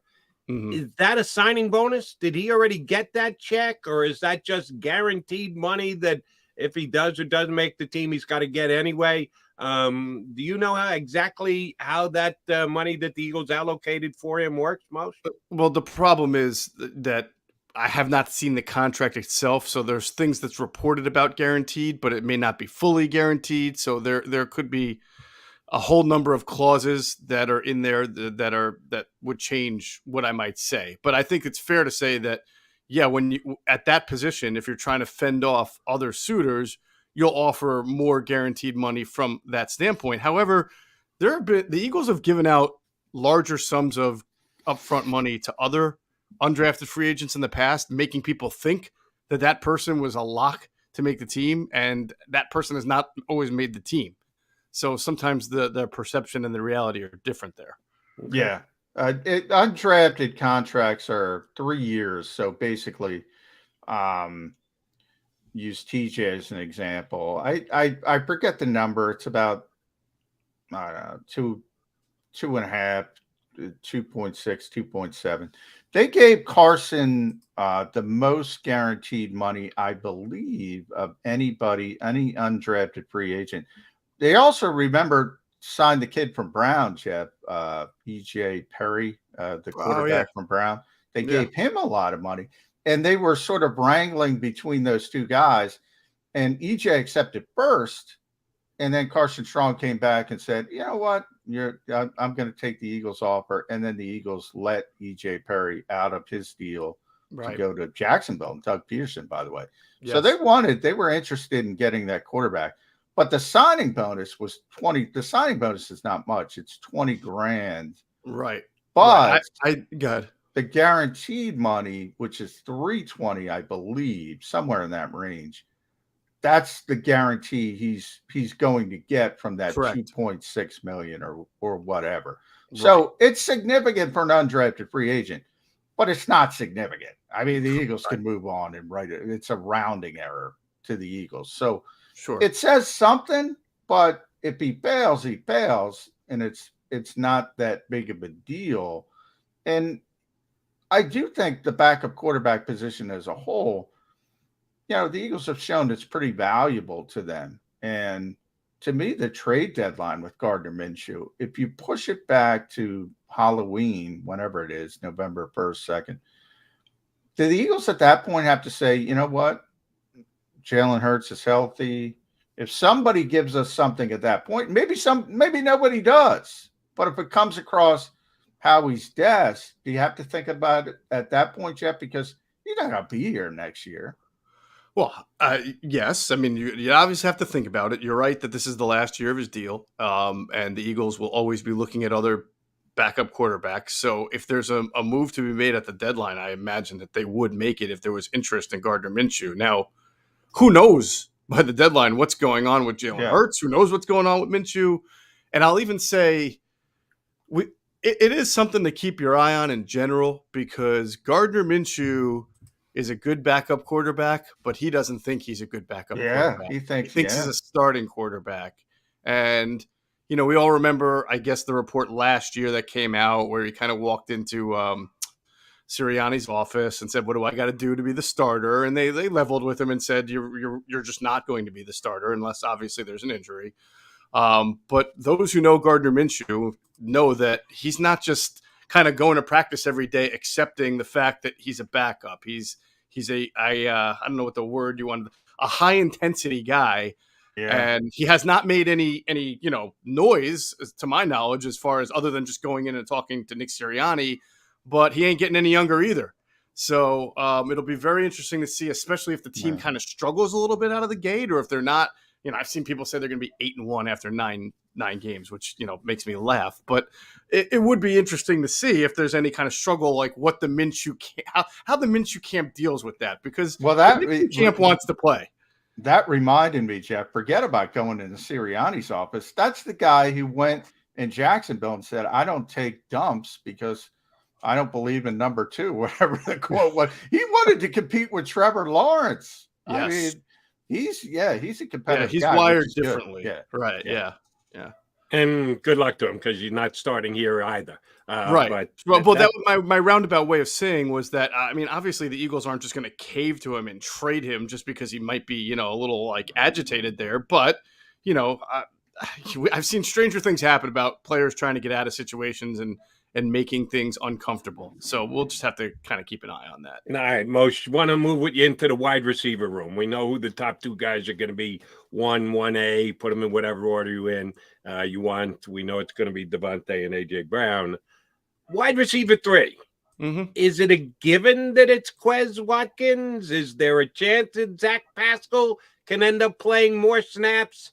And does anyone else on this roster, including that former first-round draft pick, Jalen Reagor, have a chance to fight their way into the mix?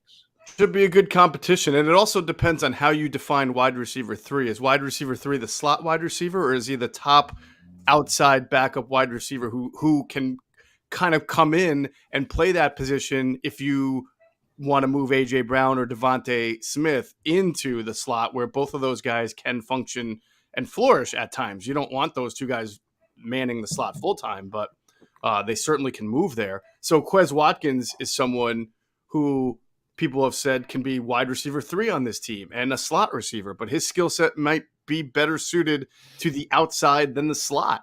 But he still, at the end of the year, could play the outside most of his snaps and still wind up as the 3rd leading wide receiver without really being a slot receiver. I think the slot receiver will be an interesting mix. It doesn't have to be the same person all the time. You mentioned Zach Pascal. He's the teacher's pet, the coach's pet. So he's going to be in there. He's a reliable blocker, so he can be in there in a little 11 personnel when you look like you want to pass, but you're actually going to run. He'll be key for that. He'll be key if you need a 3rd and 3 reception to only get 3 yards. Jalen Reagor, if he's on the team, and if I was told, Adam Kaplan told, that he really had a very focused, very determined offseason. I know that doesn't mean anything to anybody, but it's better than having a terrible offseason, I guess.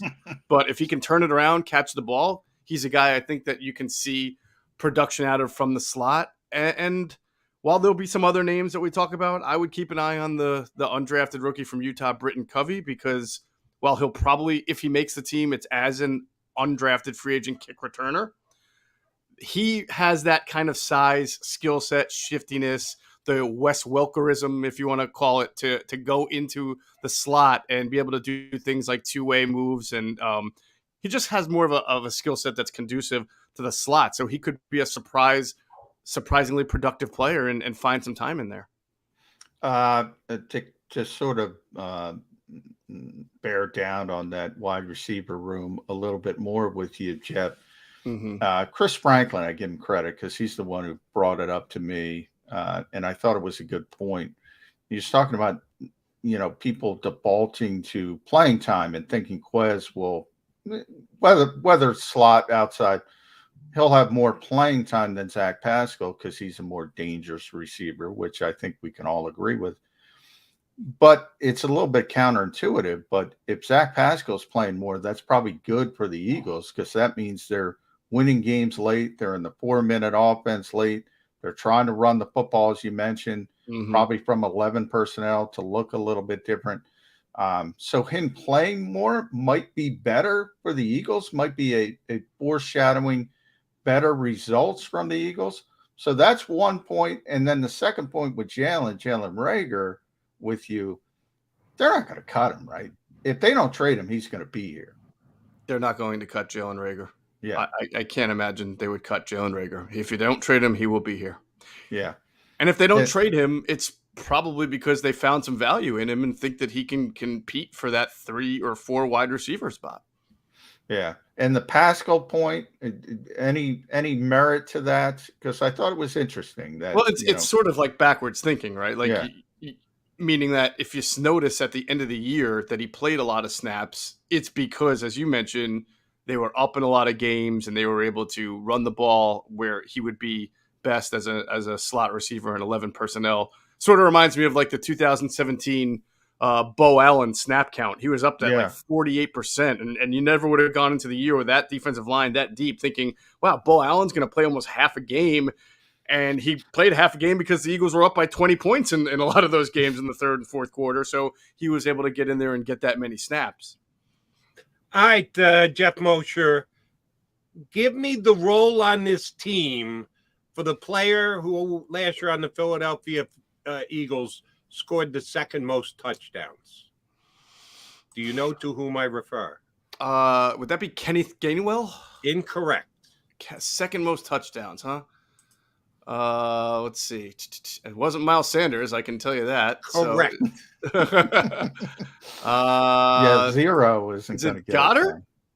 That would be incorrect. You got another guess. Just let me know. I haven't studied up real well. Jordan Howard? Give me a Jordan Howard. Jordan Howard wasn't the number 2 touchdown producer on the Eagles, and he's not on the roster. So it's somebody who is on the roster as of right now. On the roster. For the second most touchdowns for the Eagles last year. Is it Devontae Smith? No, that is incorrect. Keep going, my friend. Second most touchdowns. Boston Scott.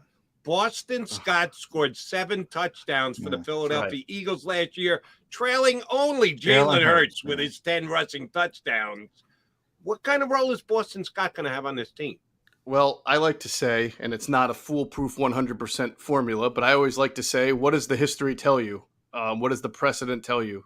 The precedent in 1 year of Nick Sirianni and Kevin Patullo and the offensive brain trust is that they play 2 running backs, not 3, 2, right? They've had many opportunities to play multiple, as many as they wanted. They always played 2.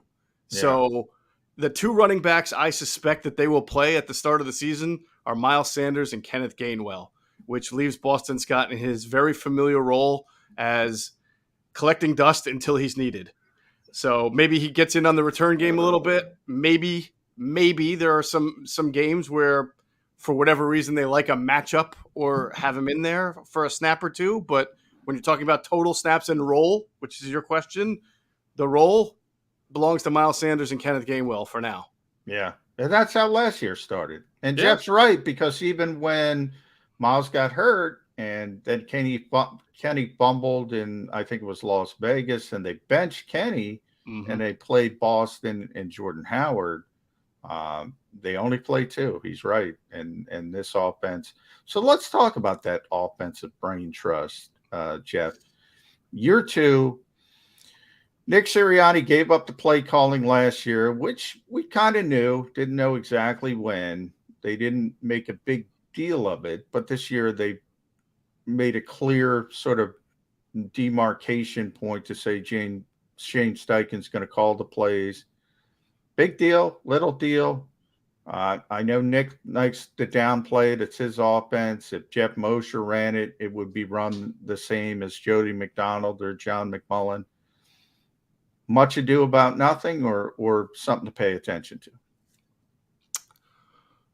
I think naturally, John, it's something to pay attention to because it's still all new, right? I mean, this is really Nick Sirianni's second year, but for most second-year head coaches, it's the first year of expectations. You know, I mean, of course you expect something as a rookie, but like Andy Reid won 5 games his first year as head coach. Whenever you're kind of taking a 4-win team when sort of going through a rebuilding effort, you're sort of not always judged on what year one looks like, but then once after year one happens, then they fill your holes on the roster, which they've done this year. Then they really want to know what you can do now that you've got quote unquote your players. And I would say the same thing for Jonathan Gannon too. So I'm very curious to see how the offense looks, what changes, what dynamics are different with it. I think it's going to have to be more of a passing offense than it was last year. And we'll find out if the brain trust here, Sirianni and Patullo and Shane Steichen, is up to the challenge, because you're going to be seeing division teams now against Jalen Hurts for the 3rd straight year. So now there's more tape, and then you're going to play teams like the Lions, and you're going to play teams like there's another team they're playing this year that they have played either last year or the Cardinals. That's a team that's seen Jalen Hurts, and so they're going to be game planning accordingly. There's no surprises anymore with what the Eagles are going to be doing. True, they've got a lot of repeat games on their schedule. All right, Moise, from time to time, Johnny Mac and I don't see things exactly the same. Like this offseason, shocking. One thing that we have been kind of at odds at is the level of production you're going to get out of Nakobe Dean. I think by year's end, he's going to have played more snaps at linebacker than any other Eagle. John kind of believes in the startup cost of a 3rd-round draft pick. He's not going to be able to wrestle it away from either Edwards and or Kazir White. What one do you disagree with the most with Kaplan? That he's got a stance, you got a stance, and you guys just can't seem to get onto the same page? Oh, that's a great question. We just had all right, so we have a debate on Miles Sanders a lot. And, Adam said he's been an underwhelming performer, Miles Sanders, throughout his Eagles career. And I have said I disagree. I don't think he's been great, but I mean, I tend to get more with the analytics of it. I'm like, what's the odds of a 2nd-round pick in general succeeding? And then what's the odds of a running back who's had 1,000 total yards? I mean, who's drafted in the slot that he was drafted? I feel like he has been what you would expect from a 2nd-round pick. Now, you're going to see some 2nd-round picks, I think, like Nick Chubb, who are great, and you're going to see some who never even make it in the NFL. So it's kind of a hard discussion to have. But my point with Miles Sanders is, I know he didn't have any touchdowns last year. He also didn't have that many carries inside. For whatever reason, Kenneth Gainwell emerged as the goal line back, and that's fine. It doesn't mean Miles wouldn't have scored those touchdowns if you gave the ball to him. I still think he gives you an explosive element. He's got to do a better job catching the ball and blitz pick up, and that's certainly all true. And I'll be the first to admit he should be looking over his shoulder to Kenneth Gainwell this season. But I can't call him an underperformer. I think I think that people are a little bit too hard on him. They've just never had this kind of consistent I'm with running you, game. Moshe. It's interesting because everything's about expectations, right? I talk about it all the time with Jody and with Derek Barnett as well. But with Miles, I was like, after his rookie year, I think the expectations were so out of whack. I was getting fans saying, oh, I remember saying something about him not being as good as Christian McCaffrey or Dalvin Cook. I got so much hate. I was like, what? I mean, slow your roll here. He's a nice player. He's getting better. So I think the expectations were so out of whack after the rookie season. And then he's just a good player. He's a good player. Right. He leads the league in yards per carry. Now, part of that is the offensive line, but he's right there with Nick Chubb and Jonathan Taylor. Right. Now, who by the way, Nick Chubb plays also behind a great offensive line. But I'm not going to deny Nick Chubb of his talents. He's a great running back. And so does Taylor with Quentin Nelson. And But yeah, they're all great. You know, he's a good runner, as I describe him. Now, he leaves a little bit too much meat on the bone. He tries to hit too many home runs. As you mentioned, with the pass protection, pass receiving, he's not a well-rounded back, but he's a good player. So now I've hit this, like I thought he was overrated by the fan base. Now I think he's underrated by the fan base. That's kind of where I am with Miles Sanders. It's weird how perceptions change people's thinking on players. I agree. All right. And oh, by the way, if you're going to give Miles Sanders credit for 5.5 yards per carry and say it's because of the offensive line, then what does that tell you about Kenny Gainwell if he's only at 4.3, like behind the best offensive line? You got to slice that one both ways. Yes, right, but in fairness, they made him the short yardage back. So there were certain times where he could only pick up 2 or 3 yards before pay dirt there. If you're sitting on 3rd and goal from the 2, you're getting a 2-yard run. There's no adding to it. Exactly right, Mosher. All right, last one for me. And you know it's just you, me, and John, right? There's nobody else really listening. So I'm going to ask you to be a little on the honest side. Since you're going to be getting grass time soon enough, and you guys are positioned in certain way, you can see what you can see. You have to bunch together. Who's the one guy you don't want to stand next to? Either for, he just never shuts up purposes. Could be personal hygiene. I think you get what I'm getting at. It's going to be pretty damn hot when you get out there. Who's the guy who you let grab his spot first, and then you go, all right, I'm going at least 3 yards left. I'm going at least 3 yards right. Oh man, that is a tough one. Yeah, that's harsh, Jody. Yeah, I think most is going to go political. I'm not the type of guy to throw my fellow beans under the bus, I'm a douche. Man. Okay, I'm a douche. I am what I am. I'm not going out there. I'm stirring the pot. I'm a jerk.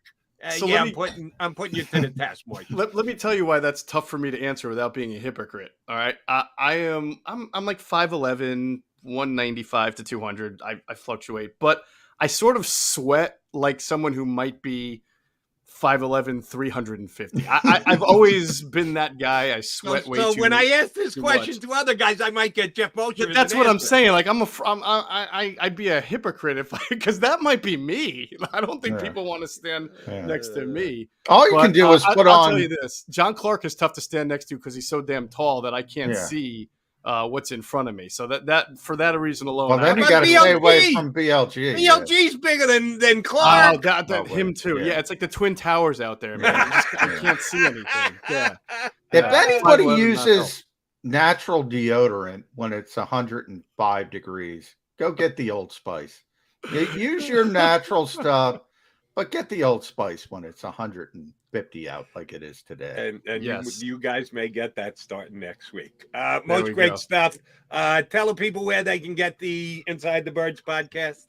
Yeah, any podcast platform. You can go to InsideTheBirds.com and get it there as well, or the Inside the Birds YouTube channel. We've been doing this awesome preview series where we've previewed every NFC East team with Greg Cosell, who watches more NFL tape than anybody who actually works in the NFL. Yeah, real quick, amazing? While you bring that up, Jeff, I meant to get to that.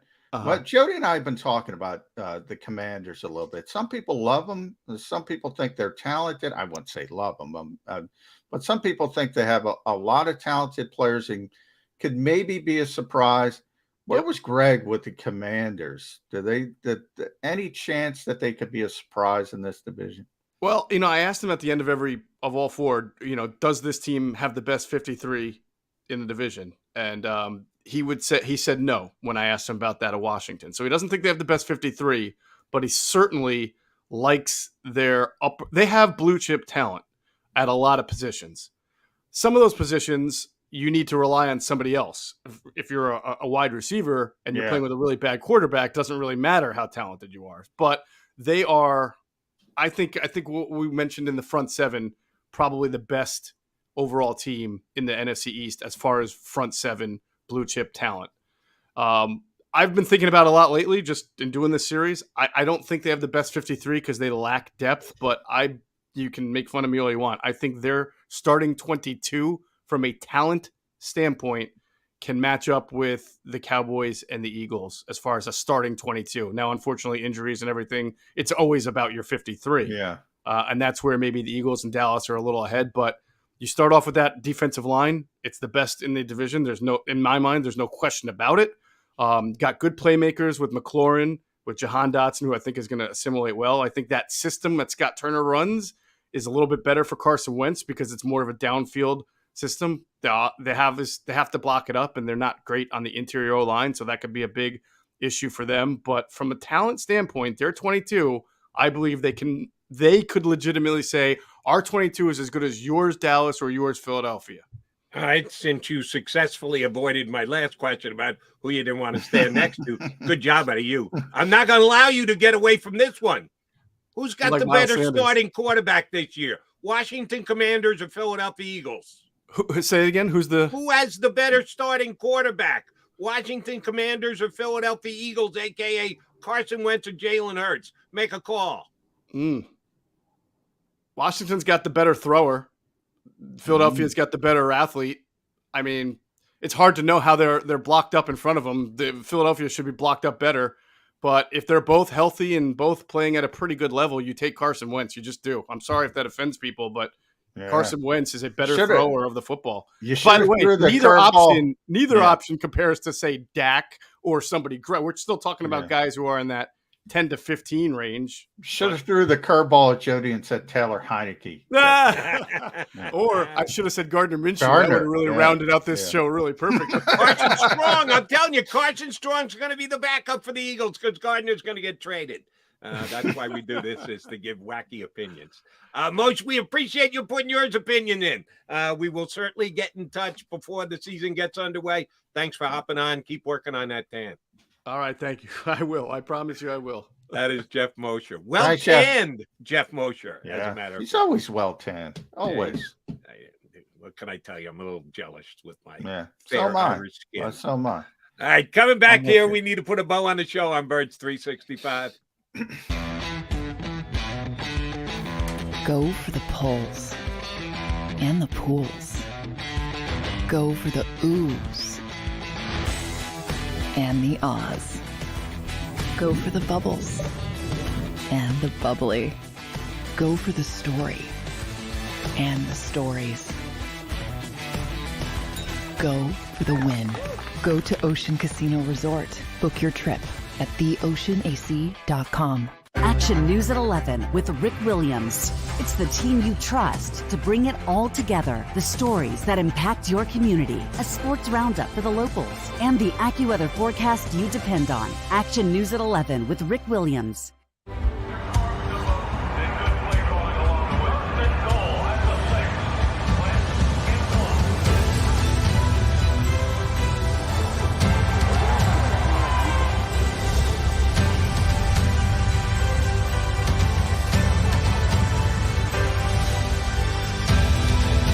Field of life, First Trust Bank is there for you. Champions on three. 1, 2, 3. Because Philadelphia dreams deserve a Philadelphia bank.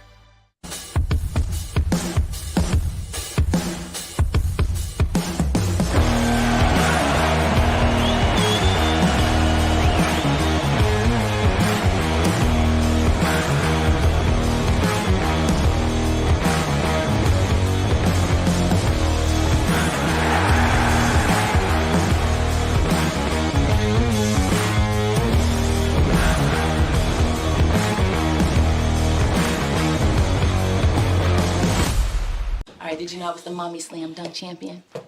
Really? Yes, really. Don't sound so surprised. Let's see it. Oh, you're ready. All right, here we go. Let's hear the crowd. So go to right, go to left, fake 'em out. Mama, go up, up, up. She did it. Again? You can't avoid gravity, but United Healthcare can help you avoid financial surprises by helping you compare costs and doctor quality ratings. United Healthcare. Uh-huh. Go for the pulls and the pools. Go for the oohs and the ahs. Go for the bubbles and the bubbly. Go for the story and the stories. Go for the win. Go to Ocean Casino Resort. Book your trip at theoceanac.com.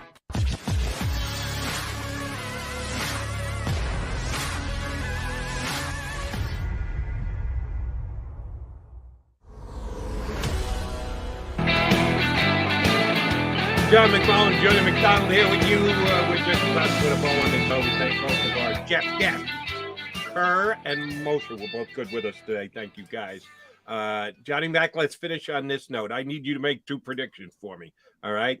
I was surprised with some of the things Jeff had to say, and he mentioned our buddy Craig Costello on where the Commanders are at. There is a wide gesticulation to where people think the Commanders are. There's some who think they're really a potential surprise, and others who are like you are dismissing them. It's an interesting team. 2 words: dumpster fire. Well, it is a dumpster fire. That's. Yeah. I don't think the team on the field will be able to dodge all of the organizational issues. And by the way, I thank you for telling me about the Daniel Snyder's yacht guy. I follow him now. Yeah. Got to know where that Daniel Snyder yacht is. All right, you need to make 2 predictions for me, okay? Week 13 this year, game 13 this year. The Washington Commanders will be in New York playing the New York Giants. Who do you think wins that game? And I know there's like 97,000 things that can happen between now and then. But I'm asking you to make a pick on that game. 13th game of the year, Giants, Commanders at the Meadowlands. Who you got? I'm going Giants. They got to win a few games. Home and home. I think they're going to home and home split that series. I mean, I think Washington's a better team, but yeah, I'll go Giants. That is game 13. Game 14. At Washington, New York Giants. The Giants and the Commanders play each other back-to-back this year. I didn't know that. Now with a bye week in between. The only thing you got is a bye week, and that's kind of a late bye week. It's kind of a lousy bye week for both of those 2 teams. Eagles had it this past year. They got it earlier this year. Better for them. But week 14 is the bye week for both the Giants and the Commanders. They play each other back-to-back games, not back-to-back weeks, but it's back-to-back games. Is it just a foregone conclusion that they're going to split? Boy, that is a quirk in the schedule. I did not realize that. That's interesting. To me, Washington always falls apart by that time of the season. That's when they begin to fall apart. They're okay. They are okay. Then sometimes it's COVID. Sometimes the quarterback gets hurt. I think the Giants are going to split. The Giants are going to split with them, and they're not good enough to sweep it. So, yeah, I'm going to stick with the home and home split. Kind of a weird schedule. I wanted to look up the Washington Commanders schedule for a specific reason. I said, wait. They played the Giants in back-to-back game. How the hell is that? That never happens in the National Football League. That is a strange quirk. Sometimes you'll get 2 in 2 weeks, but there's always a game in between. No, the only thing in between is the bye, so they're actually playing each other in back-to-back games. Weird. All right, the weirdness will continue next week here on. Oh wait, today is Thursday. Today's Thursday. We got one more. We got one more tomorrow. We got to finish out this. John Stolness and Dave Zangaro already locked in for tomorrow. Dave Z coming back. I think they're revealing their number 1 most important player. There we go. For the Eagles. I can guess who it is. He probably wears number 1. I'll go way the hell out on a limb. Two letters, QB. Number 1 is number 1. That's my guess. We will see tomorrow. We'll have Zangaro and our buddy Stolness on as well. Partner, I'm in for tomorrow. You too? Let's do it. In 2 and 2. Stay cool. You've been listening to Birds 365, the destination for the passionate Eagles football fan who bleeds green.